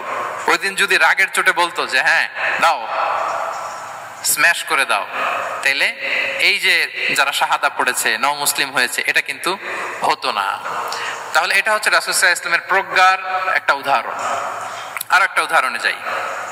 রাসূল সাল্লাল্লাহু আলাইহি ওয়াসাল্লাম যখন আকাবার দ্বিতীয় শপথ করে ফেললেন ইয়াসরিববাসীর সাথে, তখনও মদিনা হয়নি, তো তখন মদিনাবাসী বলল যে রাসূলুল্লাহ, আপনি তো এখনো হিজরত করবেন না, তো আমাদেরকে কোরআন শিখাবে কে, সালাত শিখাবে কে? আপনি একজন দায়ী পাঠান, আমাদের সাথে একজন টিচার দেন। রাসূল সাল্লাল্লাহু আলাইহি ওয়াসাল্লাম তখনও মদিনাতে হিজরতে যাননি, আমাদের সাথে একজন দায়ী পাঠাবেন। তো রাসূল সাল্লাল্লাহু আলাইহি ওয়াসাল্লাম একজনকে দায়ী হিসেবে পাঠিয়েছিলেন। বলেন ওই দায়ীর নাম কি? কি নাম? মুসআব ইবনে উমাইর রাদিয়াল্লাহু তাআলা আনহু, যিনি উহুদের যুদ্ধে শহীদ হয়েছিলেন, ওনাকে পাঠিয়েছিলেন। দেখেন, উনি আবু বকর রাদিয়াল্লাহু তাআলা আনহুকে পাঠান নাই, পাঠিয়েছেন ওমর ফারুককে, ওসমান রাদিয়াল্লাহু তাআলা আনহু, আলী রাদিয়াল্লাহু তাআলা আনহু, কাউকে পাঠাইছেন? কারে পাঠালেন? মুসআবকে। এর কারণ হচ্ছে উনি দেখতে খুব স্মার্ট ছিলেন, খুব ড্যাশিং ফেসের অধিকারী ছিলেন, মক্কার এলিট ফ্যামিলির একজন যুবক ছিলেন, এবং উনি সবচাইতে দামি দামি পারফিউম কালেক্ট করে ওইটা দিতেন। উনি মক্কার কোনো রাস্তা দিয়ে হেঁটে গেলে লোকজন বুঝতো এই রাস্তা দিয়ে কিছুক্ষণ আগে হেঁটে গিয়েছে মুসআব ইবনে উমাইর। সুবহানাল্লাহ। আমরা বাংলায় বলি না যে আগে দর্শনদারি পরে গুণ বিচারী, এই কথাটার সাথে পরিচিত আপনারা? আগে দর্শনদারি পরে গুণ বিচারী। আল্লাহ তাআলা এক একজনকে আমাদেরকে এক এক অবয়বে সৃষ্টি করেছেন। হুয়াল্লাযী ইউসাউবিরুকুম ফিল আরহামি কাইফা ইয়াশা। আল্লাহর একটা নাম হচ্ছে তিনি আল মুসাউবির, দ্য ডিজাইনার। মায়ের গর্ভে থাকতেই আমাদের কার চেহারা, কার কণ্ঠস্বর, কার স্কিন কালার, কে কিরকম হব, সব ফিক্স তিনি ঠিক করে দিয়েছেন। এটা আল্লাহর দেয়া। কিন্তু রাসূল সাল্লাল্লাহু আলাইহি ওয়াসাল্লামের উইজডমের ব্যাপার হচ্ছে তিনি আবু বকর রাদিয়াল্লাহু তাআলা আনহু, ওমর রাদিয়াল্লাহু তাআলা আনহু, ওসমান আলী, কাউকে চুজ না করে কাকে পাঠালেন? মুসআব ইবনে উমাইরকে। যে তাকে দেখলেই সবাই আগে পাগল হয়ে যায়, মানে ইমপ্রেস হয়ে যায়। হ্যাঁ, ফার্স্ট ইমপ্রেশনটা তার খুব ভালো, খুব ভালো। উনি মুসআব ইবনে উমাইরকে পাঠালেন, এবং যেই প্ল্যান সেই কাজ। উনি যে পুরো মদিনা কাঁপায় ফেলছেন, মাশাআল্লাহ। মদিনার ঘরে ঘরে উনি ইসলামের বার্তা পৌঁছে দিয়েছেন, এবং স্বয়ং রাসূলুল্লাহ সাল্লাল্লাহু আলাইহি ওয়াসাল্লামের আগে তিনি মদিনাতে জুমার নামাজ পড়েছিলেন। কারণ জুমার বিধান আসছে, কিন্তু মক্কা এমন একটা ল্যান্ড যেখানে এখনো জুমা পড়া আবশ্যক হয় নাই, চারদিকে কুফর বেষ্টিত। তো রাসূল সাল্লাল্লাহু আলাইহি ওয়াসাল্লাম লোক পাঠিয়েছেন যে জুমার বিধান এসছে, মুসআব তুমি কিন্তু মদিনায় যারা আছে তাদেরকে নিয়ে জুমা পড়ে ফেলো। তো মুসআব রাদিয়াল্লাহু তাআলা আনহু স্বয়ং রাসূলুল্লাহ সাল্লাল্লাহু আলাইহি ওয়াসাল্লামের আগে রাসূল সাল্লাল্লাহু আলাইহি ওয়াসাল্লামের পারমিশন নিয়ে মদিনাতে জুমা কায়েম করে ফেলছে। সুবহানাল্লাহি ওয়া বিহামদিহি। দেখেন, উইজডম ড্রিভেন পার্সোনালিটির অধিকারী ছিলেন, প্রজ্ঞার অধিকারী ছিলেন, অন্য কাউকে পাঠাননি। কাকে পাঠিয়েছেন? মুসআব ইবনে উমাইর। তাহলে উনি যেই কাজটাই করতেন, যেটা বলতেন, যেটাতে এঙ্গেজ হতেন, এর নেপথ্যে প্রজ্ঞা ছিল। কি ছিল ভাই? উইজডম ছিল। আল্লাহ যেন সেই উইজডম আমাদেরকে দান করেন, আল্লাহ যেন সেই প্রজ্ঞা দিয়ে আমাদেরকে সমৃদ্ধ করেন। আমরা সবাই পড়ি আমিন। 4 নাম্বার হচ্ছে রিফর্ম সেন্ট্রিক মাইন্ডসেট। মানে রাসূল সাল্লাল্লাহু আলাইহি ওয়াসাল্লাম সংস্কারবাদী ছিলেন আর কি। ভুলভাল দেখলে রিফর্ম করতেন, ইসলাহ করতেন, সংস্কার। এখন তো ওই যে অনেকগুলো সংস্কার কমিটি হলো দেখলাম বাংলাদেশে, খুব সুন্দর বিভিন্ন বিষয়ে সংস্কার হচ্ছে। এবং স্বাধীনতার পরে আমাদের বয়স তো আর বেশি না, মানে সব দলের লোকেরা মিলে একসাথে এরকম বসা, এরপর রাষ্ট্রীয় ইস্যু নিয়ে ডিসকাস করা, এরপর মাঝে মাঝে আবার ওয়াক আউট করা, আবার একটু মিষ্টি ঝগড়া করা, আবার একটু ফান করা, এই সব কিছুর মধ্য দিয়ে জাতির জন্য ভাবা, নতুন নতুন চিন্তা প্রণয়ন, that's very good, I do appreciate, এটা দরকার। এমন বাংলাদেশই তো আমরা চেয়েছিলাম, ঠিক কিনা বলেন? এই যে রিফর্ম হচ্ছে এটা অ্যাপ্রিসিয়েবল। রাসূল সাল্লাল্লাহু আলাইহি ওয়াসাল্লামের কিন্তু এই রিফর্ম সেন্ট্রিক মাইন্ডসেট ছিল। অন্যায় দেখলে, ভুলভাল দেখলে, অসঙ্গতি দেখলে, ইনকনসিস্টেন্সি দেখলে শুধরে দিতেন। শুদ্ধাচার অভিযান চালিয়েছেন মক্কাতেও মদিনাতেও, রিফর্ম করতেন। সব খারাপকে তিনি ভালো দিয়ে পরিবর্তন করে দিতেন। আসুন সিরাতের আয়নায়, থ্রু দ্য লেন্স অফ সিরা আমরা দেখি কিভাবে পরিবর্তন করতেন। রাসূল সাল্লাল্লাহু আলাইহি ওয়াসাল্লামের একটা আদত বা হ্যাবিট ছিল, তিনি কোনো ব্যক্তির বা কোনো স্থানের কোনো বাজে নাম বা খারাপ নাম দেখলে এটা ভালো নামে চেঞ্জ করে দিতেন। মক্কা থেকে মদিনায় হিজরতের আগে মদিনার নাম ছিল ইয়াসরিব। কি ছিল? ইয়াসরিব মানে হচ্ছে প্রতিশোধ বা নিন্দা বা ক্ষোভ বা ভর্ৎসনা, সবগুলোই খুব বাজে মিনিং ডিনোট করে। রাসূল সাল্লাল্লাহু আলাইহি ওয়াসাল্লাম বললেন, আমি যেই শহরে হিজরত করব এই শহরের নাম ক্ষোভ, এই শহরের নাম হিংসা, এটা হইতে পারে? বলেন। রাহমাতাল লিল আলামিন, mercy and peace for the entire universe করে যাকে আল্লাহ পাঠিয়েছেন, উনি যেই শহরে থাকবেন ওই শহরের নাম প্রতিশোধের শহর, এটা হবে? উনি শহরের নাম চেঞ্জ করে দিলেন। উনি শহরের নাম দিলেন মদিনাতুন নবী। কি দিলেন? মদিনাতুন নবী, অথবা তওবা তয়্যিবা, চেঞ্জ করে দিলেন, পরিবর্তন করে দিলেন। এক এলাকায় যে বিষ্ণু ইসলাম দেখলেন যে গাছপালা হয় না, উনি বললেন মাসমু হাযিহিল আরদ, এই জায়গার নাম কি? সবাই বলে ইসমুহা গাদেরা। গাদেরা মানে হচ্ছে মাকান লা নাবাতা ফিহি ওয়ালা শাজার, এমন জায়গা যেখানে ঘাস লতাপাতা কিছুই জন্মায় না। রাসূল সাল্লাল্লাহু আলাইহি ওয়াসাল্লাম বললেন, এই জন্যই তো ঘাস জন্মায় না, নাম তো রাখছো খুব বাজে একটা নাম। রাসূল সাল্লাল্লাহু আলাইহি ওয়াসাল্লাম বললেন, আজ থেকে এলাকার নাম গাদেরা নয়, এলাকার নাম আজকে থেকে খাদেরা। কি নাম? খাদেরা মানে কি বলেন? সবুজ, গ্রিন, এভারগ্রিন, সবুজ শ্যামল। এবং রাসূল সাল্লাল্লাহু আলাইহি ওয়াসাল্লাম যখন গ্রিন ল্যান্ড নাম দিয়ে দিলেন, এরপর থেকে সবুজ শ্যামল করে আল্লাহ জায়গাটাকে বরকতময় করে দিলেন। Changing names. এক সুন্দরী নারীকে বললেন মাসমুকি, কি নাম? বলে আসিয়া। আসিয়া মানে অবাধ্য। রাসূল সাল্লাল্লাহু আলাইহি ওয়াসাল্লাম বললেন, তুমি এত সুন্দরী, you are a beautiful lady, আর কি বাজে একটা নাম রেখেছো আসিয়া। তুমি আসিয়া কেন হবে? আজকে থেকে তোমার নাম জামিলা, মানে তুমি সুন্দরী, রূপবতী। সুবহানাল্লাহ, সুন্দর একটা নাম দিয়ে দিলেন। এক সাহাবীর নাম ছিল হাসান। হাসান মানে রাফ এন্ড টাফ, রুক্ষ। রাসূল সাল্লাল্লাহু আলাইহি ওয়াসাল্লাম বললেন, না, হাসান না, তোমার নাম আজকে থেকে সাহাল। কি নাম? সাহাল। সাহাল মানে সহজ। উনি বলেন, যেদিন থেকে সাহাল রাখছি এর আগ পর্যন্ত নাকি ওনার অসুস্থতা, রোগ বালাই একটার পর একটা লেগেই থাকতো। যেদিন থেকে সাহাল, ওই দিন থেকে উনি বলেন যে আল্লাহ তাআলা নবীর এই নাম চেঞ্জ করে দেওয়ার বারাকায় আমার পুরো জীবনের সব কাজকে আল্লাহ তাআলা সহজ করে দিয়েছেন। তাহলে রিফর্ম সেন্ট্রিক মাইন্ডসেট, আমরাও খারাপ কিছু দেখলে ভালো দিয়ে পরিবর্তন করব। কি বলেন? আচ্ছা, এটা তো নাম চেঞ্জ করে দেয়া। এবার সোশ্যাল রিফর্ম তিনি কি কি করেছেন আমরা একটু দেখি। তিনি যখন যুবক, মক্কায় এক ইয়ামানি লোক ব্যবসা করতে এসে তার প্রোডাক্ট বিক্রি করার পরে, আস ইবনে ওয়াইল নামে এক লোকের কাছে বিক্রি করার পরে যখন দাম চাইতে গেল, আস বলে, আরে বেটা, আমরা মক্কার সন্তান, আমরা দাম দিব না। তো সে ভাবলো হয়তো আমার সাথে ঠাট্টা করেছে, হজের মৌসুম যাক, বেচাকেনা শেষ করে যাওয়ার পথে দামটা নিয়ে যাব। সে ফেরার দিন আবার গেল যে আমার তো জিনিসের দামটা আপনি দিলেন না। সে বলে, আমরা এই ভূখণ্ডের মালিক, আমরা দাম দেই না। এটা তো বড় জুলুম। সে কান্নাকাটি শুরু করলো। তার এই কান্নাকাটি দেখে আল্লাহ রাসূল সাল্লাল্লাহু আলাইহি ওয়াসাল্লাম, ওনার চাচা জুবাইর ইবনে আব্দুল মুত্তালিব সহ ইয়াং স্টার যারা আছে, দ্য ইউথ অফ মক্কা, তাদের সবাইকে নিয়ে একটা সোসাইটি করলেন। এই যে আমরা হালাফুল ফুদুলের নাম শুনি না, যেটা বাংলা আমরা কি বলি? হিলফুল ফুজুল। এই নামে তো অনেক সংগঠন আছে বাংলাদেশে। কি বলেন? যুবকরা কোনো সংগঠন করলে কমনলি এই নামটা পছন্দ করে, হিলফুল ফুজুল। আসলে এটার মূল নাম ছিল হালাফুল মুত্তাইয়িবিন। তিব মানে হচ্ছে রং। রাসূল সাল্লাল্লাহু আলাইহি ওয়াসাল্লাম সবাই মিলে, তখন জাহিলি যুগে একটা কালচার ছিল, বালতি ভর্তি রঙের ভেতরে হাত ঢুকিয়ে দিত, দিয়ে এই রং সমেত হাতটা তারা পাথরের মধ্যে লাগাতো, সবার হাত ওইখানে দিত। মানে আমরা হাতে হাত রেখে কমিটেড, আমরা ঐক্যবদ্ধ হলাম। সেখান থেকে হয়েছে হালাফুল মুত্তাইয়িবিন, থেকে হালাফুল ফুদুল। ওনারা বলল যে না, আমরা সবাই থাকবো মাআল মাজলুমি দিদ্দা যালিম, আমরা মজলুমের পক্ষে থাকবো, জালেমের বিপক্ষে থাকবো। এবং যেই প্রতিজ্ঞা ওই কাজ, সবাই মিলে আস ইবনে ওয়াইলকে ধরলো, তার কাছ থেকে টাকা আদায় করে ওই ইয়ামানি ব্যবসায়ীর কাছে পৌঁছে দিয়ে তিনি মজলুমকে সহায়তা করেছেন। সুবহানাল্লাহ। এবং এই টেন্ডেন্সি, এই জুলুম, চাঁদাবাজি যেগুলো ছিল মক্কার জমিনে, রাসূল সাল্লাল্লাহু আলাইহি ওয়াসাল্লাম এই সোশ্যাল রিফর্মের মাধ্যমে এটাকে সংস্কার করেছেন। তাহলে এই যে রিফর্ম সেন্ট্রিক আমাদের হইতে হবে। আমাদের সমাজেও এখন চাঁদাবাজি আছে না নাই বলেন? খুন খারাপি আছে না নাই? সামাজিক অনাচার। তাহলে ঐক্যবদ্ধ হইতে হবে আমাদেরকে রিফর্মের জন্য। যুবক যারা আমরা আছি, যাদেরকে আল্লাহ আমাদের বলার সুযোগ দিয়েছে, লেখার সুযোগ দিয়েছে, ফিল্ডে কাজের সুযোগ দিয়েছে, আমরা সবসময় মজলুমের পক্ষে থাকবো, আমরা সবসময় জালেমের বিপক্ষে থাকবো। আমাদের নীরবতা আর আমাদের নিশ্চুপ থাকাই জালিমদেরকে আরো বড় বড় জালিম বানিয়েছে। এজন্য নাহনু মাআল মাজলুম দিদ্দাল জালিম, এটা হচ্ছে আমাদের স্লোগান। আমরা কাদের সাথে?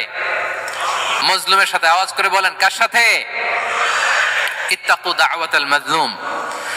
রাসূল সাল্লাল্লাহু আলাইহি ওয়াসাল্লাম বলেন, তোমরা মাজলুমের কান্নাকে ভয় করো, কেননা মাজলুমের কান্না আর আল্লাহর মাঝে কোনো ফারাক থাকে না, কোনো পর্দা থাকে না, বদদোয়া করলেই কবুল হয়ে যায়।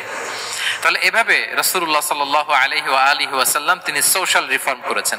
আমরা যদি ওনার পলিটিক্যাল রিফর্মের দিকে তাকাই, তাহলে দেখব যে আমরা যদি কনস্টিটিউশন অফ মদিনার কথা বলি, মদিনার কনস্টিটিউশন, এটা কিন্তু রাসূল সাল্লাল্লাহু আলাইহি ওয়াসাল্লাম করেছেন। মদিনা চার্টার, এত চমৎকার চার্টার পৃথিবী আর দেখেনি। ওইটা থেকেই এখন সব গোটা বিশ্বের সংবিধান। এই যে আমাদের সংবিধান সংস্কার কমিশন আছে না একটা, নিশ্চয়ই তারা ওইটা থেকে অনেক বেনিফিটেড হতে পারবেন। আমাদের যে মদিনা চার্টার, রাসূল সাল্লাল্লাহু আলাইহি ওয়াসাল্লাম নিজে করা, এবং এটা একটা ইনক্লুসিভ চার্টার ছিল।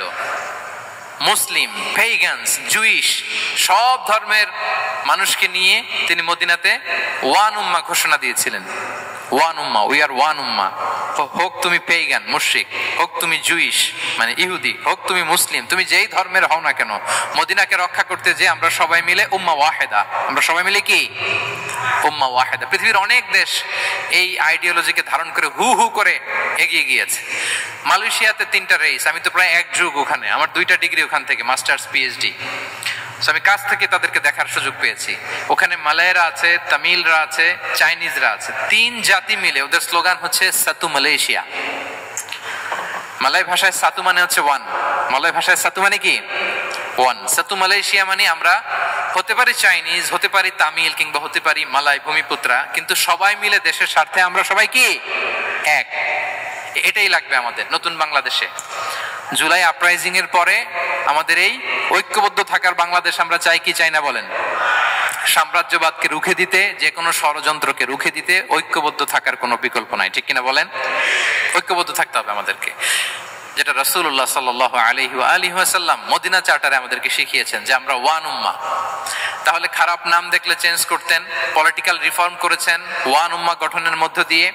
ফিনান্সিয়াল রিফর্ম যদি বলি, শুধু financial reforms by prophet Muhammad peace be upon him, এটা নিয়ে লম্বা কথা বলা যেতে পারে। শুধু একটা উদাহরণ দিয়ে শেষ করি। বিদায় হজের ভাষণে উনি সুদকে চিরতরে কবরস্থ করেছেন, সুদকে চিরতরে কবরস্থ করেছেন, এবং এটা অন্যের জন্য না, নিজের ঘর দিয়ে শুরু করেছেন। উনি বলেছেন যে এই হানাহানি, রক্তপাত এটা বন্ধ, আমার গোত্রের একটা এরকম রক্তের দাবি আছে, এটা আমি শেষ ঘোষণা করলাম। এরপর বললেন যে সুদ কবর দিলাম, অন্য জায়গা থেকে না, আমার পরিবার থেকে। রাসূল সাল্লাল্লাহু আলাইহি ওয়াসাল্লামের চাচা স্বয়ং আব্বাস রাদিয়াল্লাহু তাআলা আনহুর অনেক সুদের ট্রানজাকশন ছিল, ইন্টারেস্ট, সুদের ব্যবসা ছিল। রাসূল সাল্লাল্লাহু আলাইহি ওয়াসাল্লাম বলেন আজকে থেকে এই সুদ আমি চিরতরে মাটির নিচে কবর দিয়ে দিলাম। আল্লাহু আকবার। দেখেন সোশ্যাল রিফর্ম। তাহলে পরিবর্তন করতে হলে আগে নিজের ঘর থেকে, আগে কোত্থেকে? নাকি ওই ফ্যামিলি থেকে? হ্যাঁ, আমাদের মধ্যে যেটা হয়, আমরা ওয়াজ নসিহত বা ভালো কথা শুনলেই এটাকে ধরে নিই যে এটা ওর জন্য, ওর জন্য, মানে প্রত্যেকটা ওয়াজে যে আমার জন্য হইতে পারে, প্রত্যেকটা নসিহাতের যে প্রাইম অডিয়েন্স আমি হইতে পারি, এইটা আমাদের মাথায় কেন যেন আসে না। আমরা কোনো ভালো নসিহত শুনলে আমরা ভাবি এটা আসলে সমাজে দরকার, ওর দরকার, আমার ভাইয়ের দরকার, কিন্তু এটা যে আমার দরকার, প্রতিটা নসিহাতের প্রথম অডিয়েন্স হওয়া দরকার কে? আমি নিজে। তাহলে পরিবর্তন শুরু করতে হবে নিজ থেকে। ওর এই সমস্যা, ওর এই সমস্যা, ওর এটা, আরে মিয়া তোমার কি সমস্যা ওইটা বলো। শুধু ওর না দেখে নিজেরটাও দেখতে হবে। দেখেন অন্যের দিকে এক আঙ্গুল দেখালে নিজের দিকে কয় আঙ্গুল যায় বলেন তো? এই যে নিজের দিকে কিন্তু 3টা। আমি যদি এরকম করি তা আমার দিকে আসে 3টা। এজন্য নিজ থেকে, নিজের ফ্যামিলি থেকে আমরা সংস্কার শুরু করব, কি বলেন? ওমরে ফারুক রাদিয়াল্লাহু তাআলা আনহু যখন ফ্যামিলি মিটিং এ বসতেন, উনি ওনার সন্তানদেরকে বলতেন, শোনো, তোমরা খলিফাতুল মুসলিমিন আমিরুল মুমিনিনের সন্তান, তোমাদের কোনো বাজে কাজ যদি সমাজে আসে, তোমাদের কোনো অন্যায় যদি আমার কানে আসে, অন্যের জন্য যা শাস্তি তোমাদের জন্য হবে ডবল শাস্তি। ওমর ফারুক সন্তানদেরকে বলতেন, তোমরা যদি কোনো ভুল করো, একটা যদি হদ কায়েম করা লাগে এমন অন্যায় যদি করো, একটা হচ্ছে আল্লাহর দেয়া হদ, আর একটা হবে আমি ওমরের দেয়া হদ। আমার মতো খলিফাতুল মুসলিমিনের সন্তান হয়ে পাপ তুমি কেন করলে? দেখেন অন্যের বাচ্চা কি করছে, অন্যের, আমাদের তো ওই মেয়েটার সমস্যা, ওনার ছেলের সমস্যা, এগুলো আমার ছেলের যে কি অবস্থা, আমার পরিবারের যে কি হালাত, আমার স্ত্রীর যে কি দশা, ওইটা নিয়ে আমরা ভ্রুক্ষেপ করি না বা চিন্তা করি না। তাহলে সম্মানিত সুধী মণ্ডলী, আমরা পরিবর্তন শুরু করবো কোত্থেকে? অন্যের বাড়িঘর থেকে নাকি? হ্যাঁ, কোত্থেকে? নিজ থেকে। আল্লাহ তাআলা আমাদেরকে তৌফিক দান করুক। 5 নম্বরে হচ্ছে ওপেন মাইন্ডেড। আমার প্রিয় নবী বলেন ওপেন মাইন্ডেড ছিলেন না ন্যারো মাইন্ডেড? সবাই বলবেন, গ্যালারির সবাই আওয়াজ করে, তিনি ওপেন মাইন্ডেড না ন্যারো মাইন্ডেড ছিলেন? রাসূলুল্লাহ সাল্লাল্লাহু আলাইহি ওয়া আলিহি ওয়াসাল্লাম ওপেন মাইন্ডেড ছিলেন। যে কেউ ওনাকে অ্যাপ্রোচ করতেন পারতেন easily, he was very approachable. ছোট বড় আবাল বৃদ্ধ বনিতা ওনার সাথে কথা বলতে স্বাচ্ছন্দ্য বোধ করতো, ভয় পেত না। এজন্য সিরাতের পরতে পরতে দেখবেন এক শিশু এসে প্রশ্ন করে, নারী এসে প্রশ্ন করে, বৃদ্ধ এসে প্রশ্ন করে, বন্ধু এসে প্রশ্ন করে, শত্রু এসে কনভারসেশন করে, সবাই এসে ওনার সাথে কথা বলতে পারতো। সুবহানাল্লাহ। এবং এগুলো উনি অ্যাকোমোডেট করতে পারতেন। কি করতে পারতেন? অ্যাকোমোডেট করতেন। ছোট্ট একটা উদাহরণ দেই, আসির আল হালাবিয়া থেকে নেয়া একটা বিখ্যাত সিরাতের গ্রন্থ। বদরের যুদ্ধে রাসূল সাল্লাল্লাহু আলাইহি ওয়াসাল্লাম বদরের মাঠে সেনা ক্যাম্প স্থাপন করলেন। কি ক্যাম্প? সেনা ক্যাম্প স্থাপন করলেন। আল হুবাব ইবনুল মুনজির রাদিয়াল্লাহু তাআলা আনহু এক সাহাবী, উনি বললেন, ইয়া রাসূলুল্লাহ, এই যে সেনা শিবির যে এখানে স্থাপন করলেন, এটা কি আপনার নিজের ইচ্ছায় না আল্লাহর আদেশে? দেখেন, সেনাপতিরে কোন সাধারণ সৈনিক এই প্রশ্ন করতে পারে? করলে চাকরি থাকবে? কিন্তু রাসূল সাল্লাল্লাহু আলাইহি ওয়াসাল্লামের কাছে সাহস নিয়ে আল হুবাব ইবনুল মুনজির বলে, ইয়া রাসূলুল্লাহ, এই যে সেনা শিবির স্থাপন করলেন, এটা কি আপনার ইচ্ছায় নাকি এটা ওয়াহী? রাসূল সাল্লাল্লাহু আলাইহি ওয়াসাল্লাম বললেন, না, এটা ওয়াহী না, এটা ওয়াহী না, বাল হুয়া রাই ওয়াল হারবু ওয়াল মাকিদা, না, এটা যুদ্ধের কৌশল হিসেবে আমি করেছি। আল হুবাব ইবনুল মুনজির বললেন, ইয়া রাসূলুল্লাহ, তাহলে সঠিক জায়গায় সেনা ক্যাম্প স্থাপন হয় নাই। রাসূলের দিকে তাকিয়ে বলতেছেন যে আপনি যেখানে করছেন ওখানে ঠিক হয় না ইয়া রাসূলুল্লাহ, আপনি অভয় দিলে আমি বলতে পারি কোথায় ঠিক হবে। রাসূল সাল্লাল্লাহু আলাইহি ওয়াসাল্লাম বললেন, তাই? আমি যেটা করছি এটা ঠিক হয় নাই, তাহলে কোনটা ঠিক বলো? উনি বললেন, ওই যে বদরে একটা কুয়া আছে যেখানে পানির ব্যবস্থা আছে, ওইটার সামনে ব্যারিকেড দিয়ে আমাদের শিবির করতে হবে, তাহলে আমরা বদরের কুয়া থেকে পানি খাইতে পারবো, সারাদিন পানি খাবো, আর কাফিররা যুদ্ধে তো মারা যাবে, পানির অভাবে মারা যাবে। সুবহানাল্লাহ পড়বেন না? রাসূল সাল্লাল্লাহু আলাইহি ওয়াসাল্লাম বললেন, আরে তাই তো, তুমি তো ঠিকই বলেছো, এভাবে তো আমি ভেবে দেখিনি। আবার তিনি অ্যানাউন্স করে দিলেন যে সেনা শিবির এখানে যেই তাবু টাঙানো হয়েছে এখান থেকে মুভ করে আল হুবাব যেখানে ইন্ডিকেট করেছে ঠিক ওই জায়গায় যে শিবির স্থাপন করো। তাহলে আওয়াজ করে বলুন, ওপেন মাইন্ডেড না ন্যারো মাইন্ডেড? আমরা অনেক সময় আমাদের অধীনস্থদের কথা শুনতে চাই না। অনেক সময় অধীনস্থদের মাথা থেকেও দারুণ দারুণ দুর্দান্ত আইডিয়া চলে আসতে পারে, ইগনোর করবেন না সব সময়। আপনি দেখবেন যে তার কাছ থেকে ভালো আইডিয়া এসছে কিনা। তাহলে রাসূল সাল্লাল্লাহু আলাইহি ওয়াসাল্লাম এটাকে ইগনোর না করে অ্যাকোমোডেট করলেন। সুবহানাল্লাহ। খন্দক যুদ্ধের কথা যদি দেখি, পরীক্ষা খননের অ্যাডভাইস কে দিয়েছিল? মক্কার কোন লোক? মদিনার? কে দিয়েছিল? সালমান আল ফারিসি। বাড়ি কোথায়? ইরান, পারস্য। হি ওয়াজ পার্সিয়ান বেসিক্যালি। তাহলে দেখেন, সে পারস্য থেকে এসে বললেন যে এখানে পরীক্ষা খনন করলে ভালো হয়। 5.5 কিলোমিটার পরীক্ষা খনন করে ফেললেন। 4.5 মিটার প্রশস্ত, 3.5 মিটার হচ্ছে এটার ডেপথ। পুরো মদিনার সবাই মিলে এটা করে ফেললেন। তার মানে আমি সব বুঝি, আমি সব জানি, এই মেন্টালিটি থেকে আমাদের বেরে আসতে হবে। এটা হচ্ছে একটা ন্যারো মাইন্ডেড পার্সোনালিটির অধিকারী, যে আমি যেটা বলছি ওইটা, এটার পরে কোনো কথা নেই, এটা ভুল। বরং আমার টিমের মধ্যে থেকে যদি কোনো ভালো অপিনিয়ন আসে সেটা আমি রিভাইজ করব। কি বলেন, পারা যাবে না? তাহলে ওপেন মাইন্ডেড পার্সোনালিটি ছিলেন রাসূলুল্লাহ সাল্লাল্লাহু আলাইহি ওয়াসাল্লাম। 6 নম্বর মাইন্ডসেট হচ্ছে এন্টারপ্রেনাল মাইন্ডসেট। এন্টারপ্রেনাল, এখন তো এটা আপনারা সবাই খুব বেশি শোনেন, এন্টারপ্রেনারশিপ, এন্টারপ্রেনাল। এন্টারপ্রেনাল মাইন্ডসেট আসলে অনেক কিছুর সমন্বয় হয়। 1 নম্বর, যার প্রোঅ্যাক্টিভ অ্যাটিটিউড যাদের থাকে, solution focused not problem focused. Problem সৃষ্টি হইলে ওইদিকে ফোকাস না করে কিভাবে সলিউশন করা যায় ওইদিকে ফোকাস করতেন।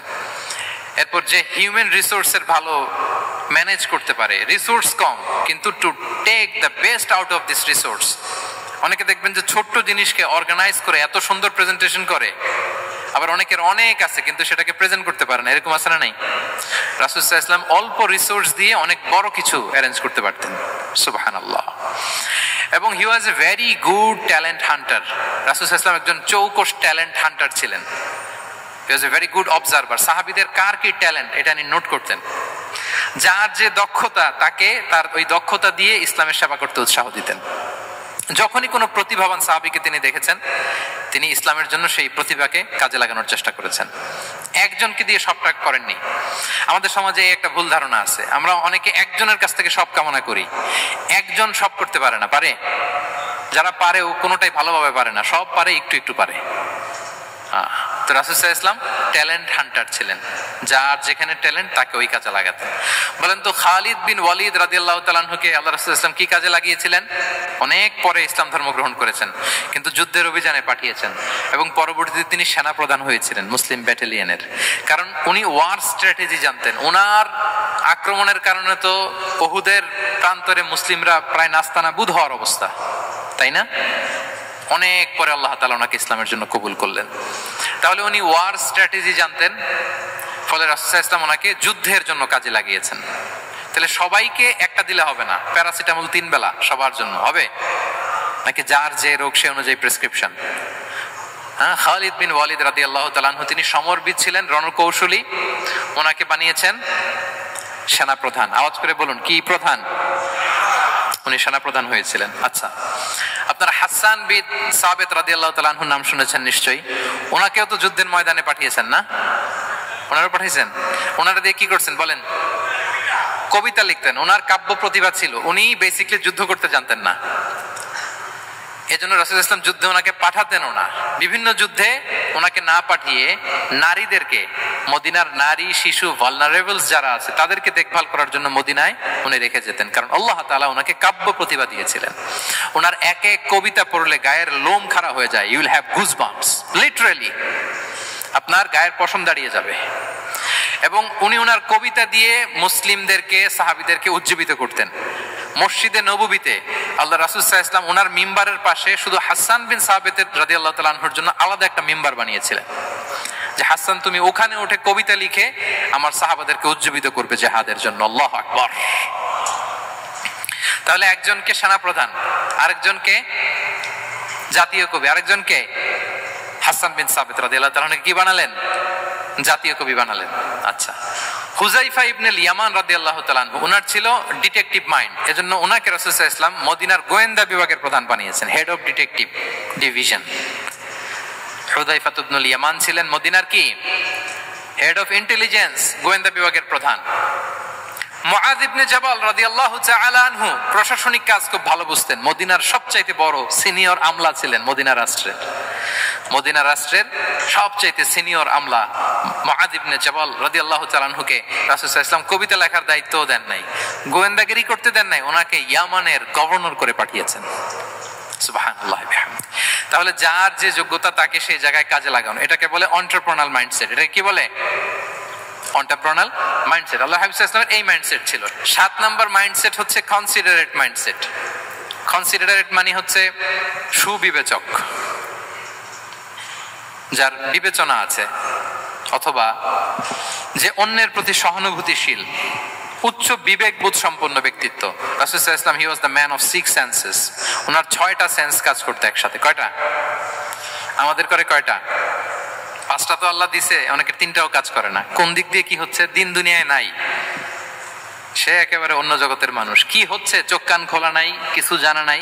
কিন্তু রাসূল সাল্লাল্লাহু আলাইহি ওয়াসাল্লাম he was man of 6 senses. চার দিকে কোথায় কি হচ্ছে, কার একটু অসুবিধা হয়ে যাচ্ছে, কার একটু সমস্যা, খুব অন্যের ব্যথায় ব্যথিত ছিলেন, অন্যের দুঃখে দুঃখী ছিলেন, অন্যের প্রতি সহানুভূতি ছিলেন। ম্যান অফ 6 সেন্সেস ছিলেন তিনি। সিরাত থেকে দু একটা উদাহরণ দেখেন। একবার রাতের নামাজ, সম্ভবত এশার নামাজ, খুব ছোট্ট করে শেষ করে দিলেন।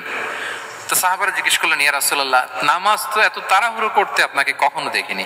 তিনি বললেন, আমি নামাজের মাঝখানে এক ছোট্ট বাচ্চার কান্না শুনেছি। আনাস রাদিয়াল্লাহু বর্ণনা করেন যে কানা রাসূলুল্লাহ সাল্লাল্লাহু আলাইহি ওয়াসাল্লাম ইয়াসমাউ বুকা আস-সাবিয়্যি মা উম্মি। আমি যখন নামাজে ইমামতি করছি, পেছনে মহিলাদের কাতারের ওখান থেকে একটা ছোট্ট শিশুর কান্নার আওয়াজ আমার কানে আসলো। দেখেন কি সেন্স। তো আমার মনে হচ্ছিল বাচ্চার কান্নায় পেছনের কাতারে মায়ের বড্ড কষ্ট হচ্ছে, যে মাটা বাচ্চাটাকে নিয়ে এসছে উইমেন প্রেয়ার হলে, তাকে বাচ্চাটাকে ম্যানেজ করতে বা সামলাতে মায়ের বড্ড কষ্ট হয়ে যাচ্ছে আমার মনে হচ্ছে। এজন্য আমি নামাজটা একটু শর্টকাটে শেষ করে দিয়েছি। Could you imagine that? কি নবী আমরা পেয়েছি, কিরকম কনসিডারেট ছিলেন, কতটা সুবিবেচক ছিলেন, অন্যের প্রতি কতটা সহানুভূতিশীল ছিলেন তিনি, অন্যের যাতে কোনো সমস্যা না হয় এটা খেয়াল করতেন। মুআয ইবনে জাবাল রাদিয়াল্লাহু তাআলা আনহুকে মদিনার পাশেই এক মসজিদের ইমাম করে পাঠালেন। উনি ইমামতির দায়িত্ব পেয়ে একবার মাগরিবের নামাজে সূরা বাকারা তেলাওয়াত শুরু করলেন। তো ওনার হয়তো তেলাওয়াত করতে করতে একটা ইমোশন চলে আসছে, উনি তো সুরের ঝংকার দিয়ে তেলাওয়াত করতেছেন। এখন পিছনে যারা মুসল্লি ছিল এরা ছিল সব কৃষিজীবী সাহাবী। এরা কি ছিল? সারা দিন ওট দিয়ে খেজুর গাছে পানি দিয়ে জান যায় কোন রকম ফরজ পেরে যায় ঘুমাইতে হবে। এই সাহাবীরা যখন পিছনে দাঁড়াইছে আর উনি ধরছে কোন সূরা? সূরাতুল বাকারা। এখন ওনারা তো আর থাকতে পারে না, ওনার সাথে থাকতে না পারে এক সাহাবী নামাজ রেখে দিয়ে ডাইরেক্ট রাসূল সাল্লাল্লাহু আলাইহি ওয়াসাল্লামের কাছে, কারণ বড় হুজুর তো আছে মদিনায়, যে বিচার দিছে ইয়া রাসূলুল্লাহ দেখেন এমন একজনকে ইমাম করে অ্যাসাইন করেছেন, উনি মাগরিবের সালাতে সূরা বাকারা পড়ে, আর আমরা হচ্ছি কৃষিজীবী শ্রমজীবী সাহাবী, আমাদের তো এত বড় কেরাতের সাথে জয়েন করা সম্ভব না। রাসূল সাল্লাল্লাহু আলাইহি ওয়াসাল্লাম রেগে গেলেন, চেহারাটা আগুনের গোলার মতো লাল হয়ে গেল। মুআয ইবনে জাবাল রাদিয়াল্লাহু তাআলা আনহুকে ডেকে পাঠালেন, ডেকে বললেন আফাত্তানুন আনতা ইয়া মুআয, আফাত্তান, তুমি কি ফিতনা সৃষ্টি করতেছো? ওখানে পাঠাইছি কমিউনিটির ইউনিটি ধরে রাখার জন্য, তুমি ওখানে যে ফিতনা সৃষ্টি করতেছো, তুমি কি সাব্বিহ ইসমা রাব্বিকাল আ'লা এই সূরা তোমার মুখস্থ নাই? ওয়াদ-দুহা ওয়াল-লাইলি ইযা সাজা এটা পারো না? ওয়াশ-শামসি ওয়া-দুহাহা এটা মুখস্থ নাই? তো তুমি কেন এই সূরাগুলো দিয়ে নামাজ পড়াও না? কেন পড়াও না? এরপর তিনি বললেন, যখন ইমামতির সুযোগ পাবে, সুযোগ পেয়ে লম্বা কেরাত ধরো না, ছোট্ট কেরাত দিয়ে নামাজ শেষ করো, কেননা তোমার পেছনে বয়স্করা আছে, মুরব্বীরা আছে, অসুস্থরা আছে। জাল হাজা তার একটা জরুরি কাজ পড়ছিল, যাচ্ছিল, হঠাৎ মাগরিবের আজান, ভাবলো রাস্তার পাশে যেহেতু আজান দিছে নামাজটা পড়ে নেই, নামাজে ঢুকে দেখছে আপনি সূরা বাকারা ধরছেন, তো বেচারা কি কাজ করবে না কি করবে? আর তার তো নিয়ত ছিল ফরজ নামাজটা পড়ি যে বাস ধরবো, এখন আপনি ধরছেন কোন সূরা? বাকারা। দেখেন রাসূল সাল্লাল্লাহু আলাইহি ওয়াসাল্লাম বললেন, যখন ইমামতির চান্স পাবে ছোট সূরা পড়বে, আর যখন তুমি একা পড়বে ফালিউতাউবিল মাশা, যত লম্বা করতে মনে চায় করো, রুকু করো লম্বা, সিজদা করো লম্বা, কেরাত করো লম্বা। রাসূল সাল্লাল্লাহু আলাইহি ওয়াসাল্লাম তো রাতে আধা ঘন্টা 40 মিনিট প্রথম রাকাতে কেরাত পড়তেন, এরপরে আবার 40 মিনিট রুকুতে থাকতেন, রুকু থেকে দাঁড়ায় আবার 40 মিনিট, আবার সিজদায় যেয়ে 40 মিনিট, এরপরে সিজদা থেকে 2 সিজদার মাঝখানে আবার 40 মিনিট, 2 রাকাত দিয়ে এরকম রাতও শেষ করে দিয়েছে। তো আপনার লম্বা যদি পড়তে মনে চায়, আপনি তো আপনার ব্যক্তিগত নফল সালাতে এভাবে লম্বা করবেন, কিন্তু আমাদের হয়ে গেছে উল্টা, একাকী নামাজ কোন রকম রুকু সিজদা এরকম হয়ে গেছে না অনেকটা। কিন্তু ইমামতির সুযোগ পেলে মাশাআল্লাহ, আল্লাহু আকবার, এইবার শুরু হয়েছে শাইখ সুদাইসির কণ্ঠে এই লম্বা করে। এখন পেছনে মুসল্লিদের কি দশা ওইটা আর আমরা খেয়াল করি না। আমাদেরকে অন্যের প্রতি সহানুভূতিশীল হতে শিখিয়েছে ইসলাম, কনসিডারেট হতে শিখিয়েছে, সুবিবেচক হতে শিখিয়েছে, যেটা রাসূল সাল্লাল্লাহু আলাইহি ওয়াসাল্লাম করেছেন। এবং রাসূল সাল্লাল্লাহু আলাইহি ওয়াসাল্লাম কোনো কাজে কাউকে পাঠালে ওনার বিখ্যাত সে বাণীটা বলে দিতেন যে ইয়াসসিরু ওয়ালা তুআসসিরু বাশশিরু ওয়ালা তুনাফিরু, সহজ করে উপস্থাপন করো, কঠিন করো না, সুসংবাদ দিও, মানুষকে দিন থেকে ভাগিও না। আমরা মানুষকে ভয় দেখাই, আমরা এত কঠিন করে ইসলামকে উপস্থাপন করি, মানুষ বলে আগে যেটা করতাম ওইটাই ভালো। আমরা যেন দিনকে কঠিন না করি, আমাদের কোনো অ্যাটিটিউডের কারণে যেন মানুষ ইসলাম থেকে ভেগে না যায়। আরেকটা উদাহরণ দেখুন, একবার মাগরিবের কিংবা এশার নামাজে রাসূল সাল্লাল্লাহু আলাইহি ওয়াসাল্লাম লম্বা সেজদা দিলেন, এত লম্বা সেজদা তিনি কখনো দেন না। নামাজ শেষে সাহাবারা জিজ্ঞেস করলেন, ইয়া রাসূলুল্লাহ, আপনি কি নামাজের মাঝখানে অসুস্থ হয়ে গেলেন নাকি? অথবা কোরআনের আয়াত নাজিল হলো নাকি, ওহী নাজিল হলো নাকি? রাসূল সাল্লাল্লাহু আলাইহি ওয়াসাল্লাম বলেন, কুল্লু যালিকা লাম ইয়াকুন ওয়ালাকিন নাবনি ইরতাহালানি ওয়া কারিহতু আন উআজ্জিলাহু হাত্তা ইয়াকদিয়া হাজাতা। বললেন না, অসুস্থ হই নাই, ওহীও নাজিল হয় নাই। আমি যখন সেজদায় গিয়েছি, আমার 2 ছোট নাতি হাসান হোসেন আমার কাঁধের উপরে চেপে বসেছে, যতক্ষণ না ওরা খেলা শেষ না করে নিচে নেমেছে আমি সেজদায় লুটিয়েছিলাম, নেমেছে এরপরে মাথা উঠিয়েছি। আমার মাথা উঠানোর কারণে ওদের খেলার একটু ডিস্টার্ব হবে, এজন্য আমি আর সিদ্ধা থেকে মাথা উঠাই নেই। দেখেন, নাতির খেলার যেন ডিস্টার্ব না হয়। পেছনের মহিলা সারির এক বোনের নামাজের সমস্যা হচ্ছে, এগুলো উনি খেয়াল করতেন, ছোট্ট ছোট্ট বিষয়গুলো উনি খেয়াল করতেন। এটাকে বলে কনসিডারেট মাইন্ডসেট। কি বলে? তাহলে আমরা অন্যের প্রতি যেন সহানুভূতিশীল হই, নাকি শুধু নিজেরটাই দেখবো? অন্যেরটা দেখার দরকার আছে না নাই বলেন? 8 নাম্বার হচ্ছে ট্রান্সপারেন্সি। ট্রান্সপারেন্সি মানে হচ্ছে স্বচ্ছতা। ওনার জীবনের চাইতে, ওনার বায়োগ্রাফির চাইতে স্বচ্ছ বায়োগ্রাফি আপনি পাবেন না। No public and private dividation. And in the long history of time, no one's life has been recorded more transparently than the life of Prophet Muhammad sallallahu alaihi wasallam. রাসূল সাল্লাল্লাহু আলাইহি ওয়াসাল্লামের চেয়ে বেশি পৃথিবীতে এমন সেকেন্ড কোন পারসন আপনি দেখাতে পারবেন না যার জীবনের সবকিছু রেকর্ডেড। সবকিছু রেকর্ডেড। এরকম আছে? ঘরে কি করেছেন, বাইরে কি করেছেন, স্ত্রীর সাথে কি করেছেন, বন্ধুর সাথে কি করেছেন, সাহাবাদের সাথে কি করেছেন, শত্রুর সাথে কি করেছেন, অল আর রেকর্ডেড। সব এন্ড ক্রিস্টাল ক্লিয়ার, একেবারে স্বচ্ছ পানির মতো, স্ফটিক কাচের মতো ক্লিয়ার, ট্রান্সপারেন্ট। ওনার সব কাজে উনি স্বচ্ছতা বজায় রাখতে চাইতেন।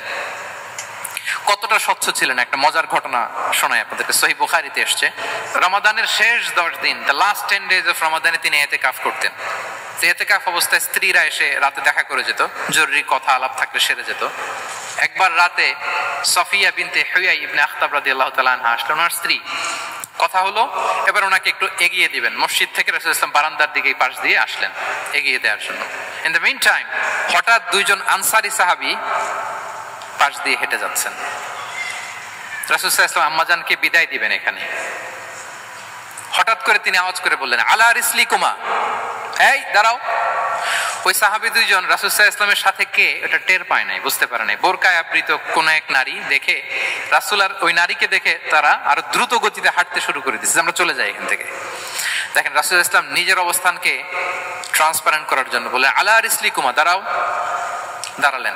তখন রাসূল সাল্লাল্লাহু আলাইহি ওয়াসাল্লাম বললেন যে, ইন্নাহা উম্মুকুম সফিয়া, আমার পাশে যাকে দেখতে পাচ্ছ বলে দেয়া ভালো যে সে কিন্তু অন্য কোনো নারী নয়, সে তোমাদের মা উম্মুল মুমিনিন সফিয়া। সাহাবারা বলে, সুবহানাল্লাহ ইয়া রাসূলুল্লাহ, ইয়া রাসূলুল্লাহ, এ কেমন কথা? আপনি কেন আমাদের কাছে জবাবদিহি করতে যাচ্ছেন বা ক্লারিফাই করছেন? আপনার পাশে কোনো নারী এত রাতে যদি দাঁড়িয়ে থাকে, তিনি তো আমাদের মাদের মধ্যে থেকেই তো একজন হবেন, কেন আপনি বলতেছেন? তখন রাসূল সাল্লাল্লাহু আলাইহি ওয়াসাল্লাম বললেন যে, না, ইন্না শাইতানা ইয়াজরি মিনাল ইনসানি মাজরাদ দাম, শয়তান মানুষের রগে রগে চলাচল করে। ওয়া ইন্নী খাশিতু আইয়ুকযিফা ফি কুলুবিকুমা শাররান, আরেক বর্ণনায় আছে শাইআন, আমার ভয় হয় হয়তো শয়তান কোন সন্দেহের উদ্রেক তোমাদের হৃদয়ে ঢুকাই দিতে পারে। সুবহানাল্লাহ। এজন্য আমি ক্লিয়ার করে দিলাম, এটা আমার বউ, আমার স্ত্রী, তোমাদের মা সফিয়া। 2 জন সাহাবী যদি চলে যায়, এমন হতেই পারতো বাড়িতে যে একজন আরেকজনকে জিজ্ঞেস করতে পারতো যে, আচ্ছা নবীর পাশে যে কালো বোরকা পরা মহিলাটা ছিল দেখছো না, এটা কে? তখন একজন হয়তো বলতো, কে আর হবে, আমাদের মাই তো হবে, কোন এক মা। আরেকজন বলবে, আমাদের উম্মুল মুমিনিনের কেউ ছিল নাকি অন্য কেউ? এরকম একটা হুট করে সন্দেহের উদ্রেক মাথায় আসতে পারে না যে ওনার স্ত্রী ছিল না অন্য কেউ ছিল? আসতে পারে কি পারে না বলেন? ওই সন্দেহের অবকাশটুকু রাসূল সাল্লাল্লাহু আলাইহি ওয়াসাল্লাম রাখেন নাই।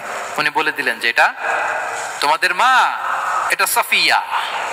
এই সন্দেহের অবকাশের কোনো সুযোগ নাই। তাহলে রাসূল সাল্লাল্লাহু আলাইহি ওয়াসাল্লামের পুরো লাইফ ছিল ট্রান্সপারেন্ট, একেবারে স্বচ্ছ। তাহলে রাসূল সাল্লাল্লাহু আলাইহি ওয়াসাল্লামের লাইফ তিনি কত স্বচ্ছতার সাথে কাটিয়েছেন, এটা ক্লিয়ার না আমাদের সাথে? ট্রান্সপারেন্ট। 9 নাম্বার হচ্ছে অ্যাপ্রিশিয়েটিভ, অর্থাৎ অন্যের প্রশংসা করা। আমরা অনেক সময় অন্য কেউ ভালো কাজ করলে অ্যাপ্রিশিয়েট করতে চাই না, আমরা গুণমুগ্ধ হই কিন্তু গুণগ্রাহী হতে চাই না, অন্যরে ক্রেডিট দিতে চাই না, তার ভালো কাজে স্বীকৃতি দিতে চাই না। হয়তো আমার দলের লোক না, বা আমার চিন্তার লোক না, বা আমার সার্কেলের লোক না, তার প্রশংসা করতে চাই না, তার গুণগ্রাহী হতে চাই না। এরকম মেন্টালিটি আমরা অনেকে ক্যারি করি না? রাসূল সাল্লাল্লাহু আলাইহি ওয়াসাল্লাম এটা করেননি। ভালো কিছু দেখলে মুসলিম হোক অমুসলিম হোক অ্যাপ্রিশিয়েট করতেন। Basically he develop the culture of appreciation. এটা আমাদের করতে হবে। আপনার ছেলে ভালো কিছু করেছে, অ্যাপ্রিশিয়েট করেন, ও কনফিডেন্স ফিরে পাবে। আপনার স্ত্রী ভালো রান্না করেছে, অ্যাপ্রিশিয়েট করেন, সে আনন্দিত হবে। আপনার বন্ধু ভালো কিছু একটা করেছে, তাকে ইন্সপায়ার করেন, অ্যাপ্রিশিয়েট করেন। রাসূল সাল্লাল্লাহু আলাইহি ওয়াসাল্লাম একবার এক বৈঠকে 8 জন সাহাবীকে 8টা কমপ্লিমেন্ট দিয়েছেন, 8টা অ্যাপ্রিসিয়েশন দিয়েছেন। তিনি বলেছেন, আরহামু উম্মতি বি উম্মতি আবু বকর। দেখেন, 8 জন সাহাবীর 8টা গুণের বর্ণনা দিচ্ছেন। তিনি বললেন আমার উম্মতের মধ্যে সবচাইতে রহম দিলের সাহাবী হচ্ছে কে? আবু বকর রাদিয়াল্লাহু তাআলা। এত রহম দিলের ছিলেন, উনি যখন আল্লাহ রাসূল সাল্লাল্লাহু আলাইহি ওয়াসাল্লামের ইন্তেকালের পরে মসজিদে নববীতে যখন নামাজে দাঁড়াতেন, কান্নার চোটে উনি কেরাতই পড়তে পারতেন না। কমপ্লেন করতো সাহাবারা যে আমরা তো কেরাত বুঝি না, একটু স্পষ্ট করে পড়েন, কান্না একটু থামান। কেন কাঁদতেন? কারণ উনি যখন নামাজে দাঁড়াতেন ওনার ফিলিংসটা হতো এরকম যে কাইফা আকুমু মাকামা রাসূলিল্লাহ, আমি রাসূলের জায়গায় কিভাবে দাঁড়াই? এখানে তো আমার রাসূল দাঁড়িয়ে ইমামতি করেছেন, আমি নবীর জায়গায় দাঁড়িয়ে কিভাবে নামাজটা পড়াই? এই অনুভব থেকে উনি যে কাঁদতে শুরু করতেন, এই কান্নার ধাক্কায় উনি আর তেলাওয়াতই আগাতে পারতেন না। আরহামু উম্মতি বিউম্মতি আবু বকর। আমার উম্মতের মধ্যে সবচেয়ে রহম দিলের হচ্ছেন আবু বকর। ও আসাদ্দুহুম ফি আমরিল্লাহি উমর, দেখেন প্রশংসা করতেছেন। আর আমার উম্মতের মধ্যে আল্লাহর দ্বীন বাস্তবায়নে সবচাইতে কঠোর হচ্ছে ওমর। মুনাফিকরা ওনাকে জমের মতো ভয় পেত, ইভেন শয়তান ভয় পেত। রাসূল সাল্লাল্লাহু আলাইহি ওয়াসাল্লাম বলেন ওমর, তুমি যদি এই রাস্তা দিয়ে হাঁটো, শয়তান যদি দেখতে পায়, শয়তান এই রাস্তা রেখে দিয়ে অন্য কোনো রাস্তা থাকলে ওইটা দিয়ে হাঁটে। সুবহানাল্লাহ বিহামদিহি। আমাদের অনেক সময় এমন হয় না যে আমাদের বাচ্চারা, ছেলে মেয়েরা খেতে চায় না, আমাদের নাতি নাতনিরা খেতে চায় না, মায়েরা খাবার নিয়ে পেছনে পেছনে ঘুরে, আর তখন ভয় দেখায় এই রাত্রিবেলা তাড়াতাড়ি খাও, ওই যে বাঘ আসবে বাঘ, বিড়াল আসবে বিড়াল, তাড়াতাড়ি না খেলে কিন্তু ভূত আসবে ভূত। এরকম বলেন আপনারা? বলেন না? এই দায়িত্ব তো আপনাদের কাঁধে থাকে না? তো ওই যে আমাদের বোনরা বলতে পারবে, বোনরা খাবার নিয়ে ঠিকই রাত্রিবেলায় বাচ্চাদের পেছনে পেছনে এরকম দৌড়াতে হয়। তো কি বলতে হয় যে এই ভূত আসলো ভূত, ওই যে বিড়াল আসলো বিড়াল, কুকুর আসলো, এগুলো বললে বাচ্চারা আবার ভয় পায়, তাড়াতাড়ি করে খায়। তো মদিনাতেও মদিনার বাচ্চারা খেতে চাইতো না। তো খেতে না চাইলে মায়েরা ভূত আসতেছে, ভাল্লুক আসতেছে এগুলো না বলে বলতো হা হুয়া ইয়াতি উমর, ইয়াতি উমর, তাড়াতাড়ি খাও তাড়াতাড়ি খাও, ওই যে ওমর আসতেছে ওমর। সুবহানাল্লাহ বিহামদিহি। ওয়া আশাদ্দুহুম ফি আমরিল্লাহি উমর, আল্লাহর দ্বীন বাস্তবায়নে সবচেয়ে কঠোর ছিলেন ওমর রাদিয়াল্লাহু তাআলা আনহু। ওয়া আসদাকুহুম হায়াআন উসমান, সবচেয়ে লাজুক সাহাবী ছিলেন উসমান রাদিয়াল্লাহু তাআলা। শুধু অর্থ বলে যাই। ওয়া আকরাউহুম লিকিতাবিল্লাহি উবাই ইবনে কাব, সবচেয়ে কোরআনের ভালো কিরাত পড়তে পারতেন উবাই ইবনে কাব। আফরাদুহুম যায়েদ ইবনে সাবিত, উত্তরাধিকার বন্টনের নীতিমালা ফারায়েজের জ্ঞান ছিল যায়েদ ইবনে সাবিত রাদিয়াল্লাহু তাআলা। ওয়া আ'লামুহুম বিল হালালি ওয়াল হারামি মুআদ ইবনে জাবাল, এই উম্মতের হালাল হারামের স্পেশালিস্ট সাহাবী হচ্ছেন মুআদ ইবনে জাবাল। আলা ওয়া ইন্না লিকুল্লি উম্মাতিন আমিনান ওয়া আমিনা হাদিহিল উম্মাহ আবু উবাইদা ইবনুল জাররাহ, সব উম্মতের একজন বিশ্বস্ত লোক থাকে, এই উম্মতের সবচাইতে বিশ্বস্ত লোক হচ্ছে আবু উবাইদা ইবনুল জাররাহ। দেখেন 8 জন সাহাবীর 8টা গুণের কথা বললেন। আচ্ছা, রাসূল সাল্লাল্লাহু আলাইহি ওয়াসাল্লাম যখন সাহাবীদের প্রশংসা করেছেন, ওই সাহাবীদের কেমন লেগেছে বলেন তো? ফিলিংসটা ভালো লেগেছে না? হৃদয়ে জুড়িয়েছে, ইন্সপায়ার্ড হয়েছেন, মোটিভেটেড হয়েছেন। সাহাবীদের মধ্যে সবচাইতে সুরেলা গলার কণ্ঠের অধিকারী ছিলেন আবু মুসা আল-আশআরী রাদিয়াল্লাহু তাআলা আনহু। তো রাসূল সাল্লাল্লাহু আলাইহি ওয়াসাল্লাম একবার রাত্রিবেলা তার বাসার পাশ দিয়ে যাচ্ছিলেন, দীর্ঘ সময় ওনার কণ্ঠের তেলাওয়াত শুনলেন। পরের দিন সকালে বললেন যে আবু মুসা, তুমি তো চমৎকার গলায় তেলাওয়াত করো। আবু মুসা বলে, ইয়া রাসূলুল্লাহ, আমি তো কোনোদিন আপনার সামনে দাঁড়িয়ে তেলাওয়াত করি না, আপনি কি করে জানলেন? রাসূল সাল্লাল্লাহু আলাইহি ওয়াসাল্লাম বললেন, গত রাতে তুমি যখন তেলাওয়াত করছিলে, আমি তোমার ঘরের পাশ দিয়ে যাচ্ছিলাম, আমি মনোযোগ দিয়ে শুনেছি। আবু মুসা বলে, ইয়া রাসূলুল্লাহ, আপনি আমার তেলাওয়াত শুনতেছেন, ওইটা জানলে তো আমি ফজর পর্যন্ত তেলাওয়াত চালিয়ে যেতাম, হাত্তাল ফাজর আমি তেলাওয়াত চালিয়ে যেতাম ইয়া রাসূলুল্লাহ। আল্লাহ রাসূল সাল্লাল্লাহু আলাইহি ওয়াসাল্লাম তখন বললেন, লাকাদ উতিতা মিজমারান মিন মাজামিরি আলি দাউদ, হে আবু মুসা, দাউদ আলাইহিস সালামের গলায় আল্লাহ তাআলা যেমনি সুরের ঝংকার দিয়েছেন, এই উম্মতের মধ্যে তোমার গলায় আল্লাহ সেই সুরের লহরী ঢেলে দিয়েছে। বলেন এই এপ্রিসিয়েশন যখন রাসূলের মুখ থেকে পাইলো কেমন লাগবে ওনার? এখানে ধরেন আপনি কেউ হাফেজে কোরআন শেখ সুদাইস যদি বলে যে মাশাআল্লাহ মাশাআল্লাহ আনতা কারিউল কুররা, আপনাকে যদি এটা বলে কেমন লাগবে আপনার? হ্যাঁ, সারা দুনিয়া তো এটা বলে বেড়াবেন যে শেখ সুদাইস আমার রেসিটেশনের প্রশংসা করেছে, খাবার ইমাম আমার প্রশংসা এপ্রিসিয়েট করেছে। আর স্বয়ং রাসূলুল্লাহ সাল্লাল্লাহু আলাইহি ওয়াসাল্লাম যখন বলে তোমার গলায় আল্লাহ সুরের ঝংকার ঢেলে দিয়েছে, তখন ওনার কেমন লেগেছে? এজন্য আপনার ছেলে মেয়ে, স্ত্রী, বন্ধু, আপনার সার্কেলের কেউ কোনো ভালো কাজ করলে কৃপণতা করবেন না, এপ্রিসিয়েট করুন। রাসূল সাল্লাল্লাহু আলাইহি ওয়াসাল্লাম এপ্রিসিয়েশন আমাদেরকে শিখিয়েছেন। ইভেন মুখাইরেক নামে এক ইহুদি ছিল, মদিনার সব ইহুদিরা বিট্রে করেছে, কিন্তু এই মুখাইরেক নামে এক ইহুদি উহুদের যুদ্ধে মুসলিমদের পক্ষে লড়াই করে নিহত হয়েছে। সে তার কথা রেখেছে। মুসলিম সাহাবীদের শহীদদের লাশের সাথে যখন এই ইহুদি তার লাশও আনা হলো, রাসূল সাল্লাল্লাহু আলাইহি ওয়াসাল্লাম তার দিকে তাকায় বললেন, মুখাইরিক খায়রু ইয়াহুদ, Mukhairiq is the best among Jewish. তিনি বললেন মুখাইরিক, এই পৃথিবীতে যত ইহুদি আছে এখানকার ইহুদিদের মধ্যে মুখাইরিক হচ্ছে সবচেয়ে শ্রেষ্ঠ ইহুদি। দেখেন মুখাইরিক কোন ধর্মের ছিলেন? মুসলিম নাকি কোন ধর্মের? ইহুদি হওয়ার পরেও তাকে এপ্রিসিয়েশন করতে রাসূল সাল্লাল্লাহু আলাইহি ওয়াসাল্লাম ভুলেন নাই। তাহলে আমরা যেন এপ্রিসিয়েটিভ মাইন্ডসেটের অধিকারী হই। 10 নম্বরে হচ্ছে ফ্লেক্সিবল, মানে কোন বিষয়ে খুব অনড় হয়ে থাকা, এটা রাসূল সাল্লাল্লাহু আলাইহি ওয়াসাল্লাম ছিলেন না, ফ্লেক্সিবল ছিলেন। আমরা অনেক সময় বলি না যে ভাই আপনি কি 9টায় আসতে পারবেন না 10টায়, বলে আমি ফ্লেক্সিবল উইথ দিস, মানে যেটা বলবেন আমার সমস্যা, এরকম ইজি গোয়িং ছিলেন উনি, গো ধরে থাকতেন না, যে কোনো পরিস্থিতিকে সামলে নিতেন। ফ্লেক্সিবল হচ্ছে যে কোনো পরিবেশ পরিস্থিতির সাথে নিজেকে মানিয়ে নেওয়া, খাপ খাওয়া, নিজেকে সামলে নেয়া, সলিউশন বের করে ফেলা, এটা রাসূল সাল্লাল্লাহু আলাইহি ওয়াসাল্লামের ছিল, এটাকে বলে ফ্লেক্সিবল মাইন্ডসেট। নাজরানের 60 জন খ্রিস্টান পাদ্রী এসেছিল মদিনায় দেখা করতে। এখন এত মানুষকে সম্মানিত মেহমান কোনি কোথায় বসতে দিবেন, পরামর্শ করলেন কোথায় বসতে দেয়া যায়। এক সাহাবী বলে আমার কাছে কিছু খেজুর পাতা আছে, ওটা বিছায়া একটা জায়গা করি ওখানে বসি। রাসূল সাল্লাল্লাহু আলাইহি ওয়াসাল্লাম বললেন না, দামি মেহমান, এটা হয়। আরেকজন বলে বিকেল বেলায় তো সূর্য পড়ে যাবে, পাহাড়ের ছায়ায় উহুদ পাহাড়ের ওই পাশে যেয়ে বসি। রাসূল সাল্লাল্লাহু আলাইহি ওয়াসাল্লাম বললেন না, এটাও তো হয় না। বলতে বলতে ওই 60 জন পাদ্রী চলেই আসছেন এই মানে বিদেশি মেহমান, ফরেন ডেলিগেশন। কি করবেন? রাসূল সাল্লাল্লাহু আলাইহি ওয়াসাল্লাম 60 জনকে মসজিদে নববীর ভেতরে নিয়ে বসালেন, মসজিদে নববীর ভেতরে বসালেন। এবং সিরাতে ইবনে ইসহাকে এসেছে যে তখন ওদের আবার ইবাদতের সময় হয়েছে, রাসূল সাল্লাল্লাহু আলাইহি ওয়াসাল্লাম তাদেরকে ইবাদতের সুযোগ দিয়েছেন। তাদের কিবলা পূর্ব দিকে, তারা পূর্ব দিকে হয়ে 60 জন ওখানে ইবাদত করেছে, তাদের ধর্ম রীতি অনুযায়ী সালাত আদায় করছে। দেখেন কতটা ফ্লেক্সিবল ছিলেন রাসূল সাল্লাল্লাহু আলাইহি ওয়াসাল্লাম। ফজরের সালাতের পরে ঘরে ঢুকেই আম্মা জান আয়েশাকে জিজ্ঞেস করতেন কোনো খাবার আছে? আম্মা জান আয়েশা যদি বলতেন আছে, তিনি সেটা খেতেন। কোনদিন যদি বলতেন না ইয়া রাসূলুল্লাহ ঘরে তো খাবার নাই, তখন রাসূল সাল্লাল্লাহু আলাইহি ওয়াসাল্লাম বলতেন ফা ইন্নী সাইম, অসুবিধা নাই, খাবার যেহেতু নাই আমি রোজা রেখে দিলাম। কত ইজি গোয়িং। আচ্ছা আমরা হলে কি করতাম বলেন তো? ফজরের পরে ঘরে গেছেন, আপনি বড় সাহেব না, এবার যাওয়ার পরে জিজ্ঞেস করছেন কি আছে খাবার দাও, যদি বলে ঘরে কিছু নাই, কি বলবেন দেখি, কয়েকটা উত্তর আসুক। হ্যাঁ খবর আছে, এই তো যদি আমরা আলহামদুলিল্লাহ বলি, that is called easy going and flexible mindset. এটাই হওয়া উচিত। খাবার থাকলে খেতেন, না থাকলে বলতেন okay I am fasting, it's not a big deal, ফা ইন্নী সাইম, যেহেতু নাই কি আর করবো, আমি রোজা রেখে দিলাম। এরকম ইজি গোয়িং ছিলেন। দেখেন his life was so simple but so special, Muhammad সাল্লাল্লাহু আলাইহি ওয়াসাল্লাম। তাহলে ফ্লেক্সিবল ছিলেন। 11 নাম্বার হচ্ছে অপটিমিস্টিক মাইন্ডসেটের অধিকারী ছিলেন। অপটিমিস্টিক, পেসিমিস্টিক ছিলেন না, মানে ইতিবাচক চিন্তা করতেন সবসময়। কি চিন্তা করতেন? আপনি আজকের এই হল রুমের কিছু ভুল ধরতে পারবেন না, যদি বলে যে কয়েকটা ভুল ধরেন, বলবেন যে এই সমস্যা, সাউন্ডের সমস্যা, ওইদিকে এটা নাই, ওইদিকে এটা নাই, এটা হচ্ছে ভুল। আপনি পেসিমিস্টিকটা ধরলেন। এবার যদি বলা হয় আজকের এই প্রোগ্রামের কয়েকটা পজিটিভ দিক বলেন, তখন আপনি কিন্তু কয়েকটা পয়েন্ট বের করতে পারবেন যে এটা ছিল একটা ইতিবাচক দিক, এই প্রোগ্রামের এটা ছিল একটা পজিটিভ দিক। তো রাসূল সাল্লাল্লাহু আলাইহি ওয়াসাল্লাম ওই পজিটিভ দিকগুলোতে ফোকাস করতেন। হ্যাঁ, come back positive, not go back negative.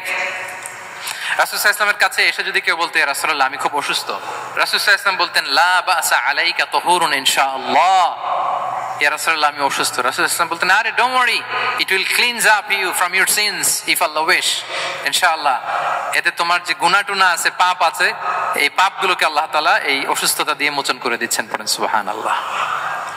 তাইলে আপনি অসুস্থতার মধ্যে একটু হালকা হইলেন না, যে জ্বরে ভুগতেছি কিন্তু এই জ্বরে নাকি আমার গুনাহ মাফ হয়ে যায়, পেটের ব্যথায় আক্রান্ত, মাথা ব্যথায় আক্রান্ত, কিন্তু এটাতে নাকি আল্লাহ আমার পাপ মোচন করে দেয়, তাহলে একটু ভালো লাগবে না?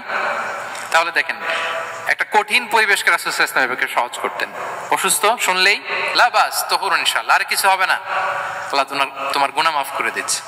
অসুস্থ ব্যক্তি দেখলে মাথায় হাত দিয়ে দোয়া করতেন আল্লাহুম্মা রাব্বান নাস আযহিবিল বাস ইশফি আনতাশ শাফি লা শিফাআ ইল্লা শিফাউক শিফাআন লা ইউগাদিরু সাকামা। উজ্জীবিত হয়ে যেত অসুস্থ ব্যক্তি। আমরা কি করি? কাউকে অসুস্থ দেখলে, রোগাক্রান্ত দেখলে, ওই রোগে সবচাইতে কষ্ট পেয়ে যে মারা গেছে তার ঘটনা বলা শুরু করি। চাই রে ভাই আপনার ক্যান্সার, আমার এক খালা ছিল ক্যান্সারের 4th স্টেজে চলে গেছিল, 14টা কেমো দেয়া লাগছে, এই যে ফিরিস্তি একেবারে ওনার দাফন কাফন পর্যন্ত। এখন বলেন ওই লোক যাও সুস্থ ছিল, এখন আর সুস্থ থাকবে? কথা বলেন, থাকবে? একটা দিব্যি সুস্থ মানুষকে যদি আপনি বলেন ভাই আপনাকে দেখতে কেমন যেন একটু রোগা রোগা লাগতেছে, অসুস্থ নাকি? এরপরে প্ল্যান করে ধরেন আপনি বললেন, উনি আবার ওদিকে যাওয়ার পরে আরেকজনকে প্ল্যান করে বলতে বললেন, বললো ভাই ব্যাপার কি, চেহারাটা কেমন শুকনা শুকনা। এরকম 5 জন বলার পরে ওই বিকেলে কাঁথা গায়ে দিয়ে শুয়ে ফেলবে বিছানায়। তবে আপনি অসুস্থ এমনি বানায় ফেলছেন। কিন্তু রাসূলুল্লাহ সাল্লাল্লাহু আলাইহি ওয়া আলিহি ওয়াসাল্লাম উনি বলতেন লাবাস লাবাস আলাইক তাহুরুন ইনশাআল্লাহ, আরে সুস্থ হয়ে যাবা। এজন্য দেখতে গেলে আপনি উৎসাহিত করবেন, বলবেন আরে ভাই আপনারা তো খুব সুস্থ লাগতেছে। কে বলছে আপনি অসুস্থ? অসুস্থতার কোনো ছোঁয়াই তো আপনার মধ্যে নাই। হ্যাঁ, you are looking very fine, চমৎকার লাগতেছে আপনার, কে বলছে? তো ভালো হয়ে যাচ্ছেন। এটা বললে উনি আশা পায়। আর আপনি যদি ওই রোগে সবচেয়ে কষ্ট পেয়ে যে মারা গেল, এই ঘটনা যদি ওনারে শোনান, উনি বাঁচবে বলেন? তাহলে আমরা মানুষকে উৎসাহিত করব, অপটিমিস্টিক হব, পেসিমিস্টিক হব না। এবার বলুন হুনাইনের যুদ্ধে, কুইজ, হুনাইনের যুদ্ধ কত হিজরিতে হয়েছিল? 8ম। হ্যাঁ, মাত্র 2-4 জন বলতেছে।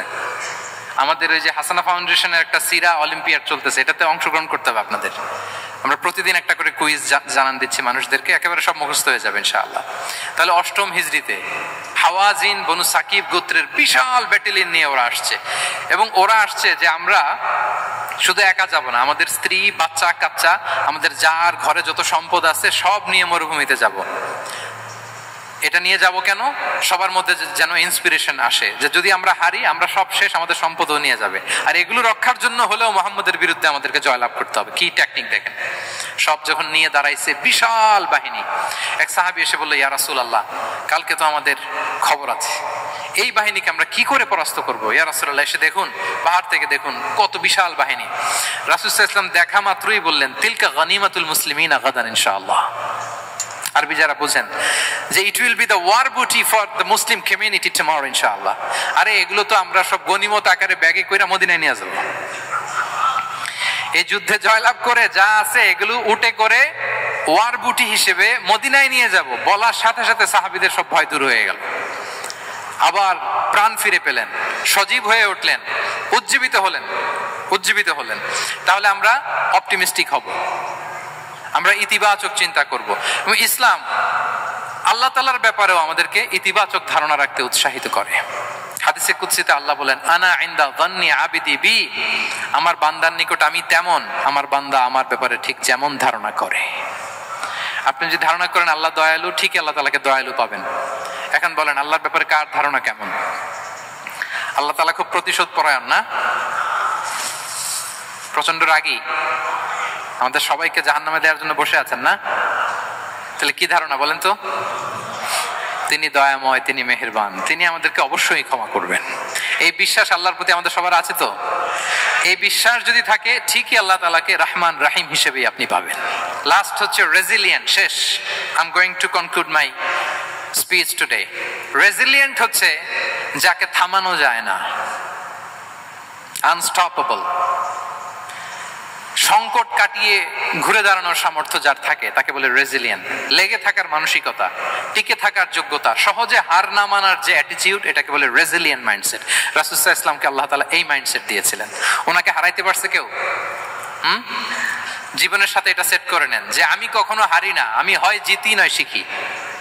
আমি কখনো হয় জিতি নয় শিখি। এই মাইন্ডসেট যদি গ্রো করেন আপনার হারাইতে পারবে কেউ? পারবে না। রাসূল সাল্লাল্লাহু আলাইহি ওয়াসাল্লাম he was unstoppable, having unbelievable sabr, ধৈর্যের পাহাড় নিয়ে, আনস্টপেবল অ্যাটিটিউড নিয়ে তিনি শুধু সামনে গিয়েছেন, পেছনে যান নাই কখনো। সীমাহীন কষ্ট আর সংগ্রামের মধ্য দিয়ে গিয়েছেন, থামাতে পারে নাই ওনাকে কেউ পারে নাই। ইয়াতিম হিসেবে জন্মগ্রহণ করলেন, পৃথিবীর আলো দেখবার আগে বাবাকে হারালেন, ছোট বয়সে মাকে হারালেন, পরে দাদাকে হারালেন, এরপর চাচাকে হারালেন। শিয়াবে আবি তালেবে জেল খেটেছেন 3 বছর। Physical torture, mental torture, life threat, হত্যা করার ষড়যন্ত্র হয়েছে। আল্লাহ তাআলা বলেছেন আজ রাতে হিজরত করো। ব্ল্যাক ম্যাজিক করা হয়েছে। লাবিদ ইবনে আল আসাম, এক ইহুদিদের মিত্র, ওনাকে ব্ল্যাক ম্যাজিক করেছে। মারার জন্য খাদ্যে বিষ মিশিয়ে দেয়া হয়েছিল। বাজুর মাংস, খাসির বাজুর মাংস পছন্দ করতেন। খাইবারের এক ইহুদি নারী এই ছাগলের এই মাংসের মধ্যে বিষ দিয়েছিলেন। ইহুদিদের পক্ষ থেকে betray, treachery, conspiracy and what not, কি বাকি ছিল বলেন? ষড়যন্ত্রের এমন কোন ধরন ছিল না যেটা তারা বাকি রেখেছে। কিন্তু রাসূল সাল্লাল্লাহু আলাইহি ওয়াসাল্লামকে কি থামানো গিয়েছিল? বলেন, থামানো গিয়েছিল? গোটা বিশ্বব্যাপী উনি ছড়িয়ে দিয়েছিলেন লা ইলাহা মুহাম্মাদুর, so nothing can stop him. আমাদের যে লক্ষ্য, ওই লক্ষ্য পানে আমরা পৌঁছবই, আমাদেরকে কোনো কিছু থামাতে পারবে না ইনশাআল্লাহ। বলেন, আমরা আমাদের লক্ষ্য পানে মানজালে মাকসাদে দৌড়ে দৌড়ে যাব। আমাদেরকে থামিয়ে দেয়া হলে আমরা হাঁটতে থাকবো, সেখানে আমাদেরকে আঘাত করা হলে আমরা হামাগুড়ি দিয়ে সামনের দিকে যেতে থাকবো, সেখানেও থামিয়ে দেওয়ার চেষ্টা করা হলে আমরা আমাদের মঞ্জিলে মাকসিদের দিকে অপলক নেত্রে চেয়ে থাকবো। আমাদেরকে কেউ থামাতে পারবে? রেজিলিয়েন্ট, অনর, অটল, আনস্টপেবল, এই মাইন্ডসেটের অধিকারী ছিলেন। ফলেই তিনি লা ইলাহার বাণীকে গোটা বিশ্বে ছড়িয়ে দিতে পেরেছেন। তাহলে আমরা রেজিলিয়েন্ট হতে চাই কি চাই না বলেন? সম্মানিত শুধু মোট কয়টা মাইন্ডসেট জানলাম? 12টা। এগুলোকে আমরা নিজেদের মধ্যে ধারণ করতে পারবো ইনশাআল্লাহ। কারণ রাসূল সাল্লাল্লাহু আলাইহি ওয়াসাল্লাম আমাদের জন্য যা নিয়ে এসেছেন ওইটাই আমাদের আঁকড়ে ধরতে হবে। যেটা বারণ করেছেন ওইটা থেকে আমাদের দূরে থাকতে হবে। যে আয়াত দিয়ে শুরু করেছিলাম সূরা হাশরে, রমা আতাকুমুর রাসূলু ফাখুযুহু ওয়া মা নাহাকুম আনহু ফানতাহু। নবী যা এনেছে ধরো, নবী যা বারণ করেছে সেগুলো ছেড়ে দাও। আমরা আল্লাহ তাআলার কাছে কামনা করি আমার নবী ওনার যে থট প্রসেসকে ডেভেলপ করেছেন, ওনার যে অ্যাপ্রোচ এন্ড মাইন্ডসেটকে ডেভেলপ করেছেন, আমরাও যেন আমাদের মাইন্ডসেটকে ঠিক ওইভাবে করতে পারি। আমাদের রাসূল সাল্লাল্লাহু আলাইহি ওয়াসাল্লাম যেভাবে চিন্তা করতেন, আমাদের ভাবনা এবং চিন্তার আঙ্গিনাও যেন ঠিক সেই রকম হয়। আমরা সবাই পড়ি আমিন। তার মাইন্ডসেট হবে আমাদের মাইন্ডসেট। কি বলেন? পারা যাবে তো ইনশাআল্লাহ? তাহলে কয়টা মাইন্ডসেটের কথা বলেছি? 1 নম্বরে কি ছিল? God centric. 2 নম্বরে ভিশন ওরিয়েন্টেড। 3 নম্বরে উইজডম ড্রিভেন। 4 নম্বরে রিফর্ম সেন্ট্রিক। 5 নম্বর ওপেন মাইন্ডেড। 6 নম্বর এন্টারপ্রেনার। 7 নম্বর কনসিডারেট। 8 নম্বর ট্রান্সপারেন্ট। 9 নম্বর অ্যাপ্রিশিয়েটিভ। 10 নম্বর ফ্লেক্সিবল। 11 নম্বর অপটিমিস্টিক এবং 12 নম্বর রেজিলিয়েন্ট। এটা ছিল রাসূল সাল্লাল্লাহু আলাইহি ওয়াসাল্লামের মাইন্ডসেট।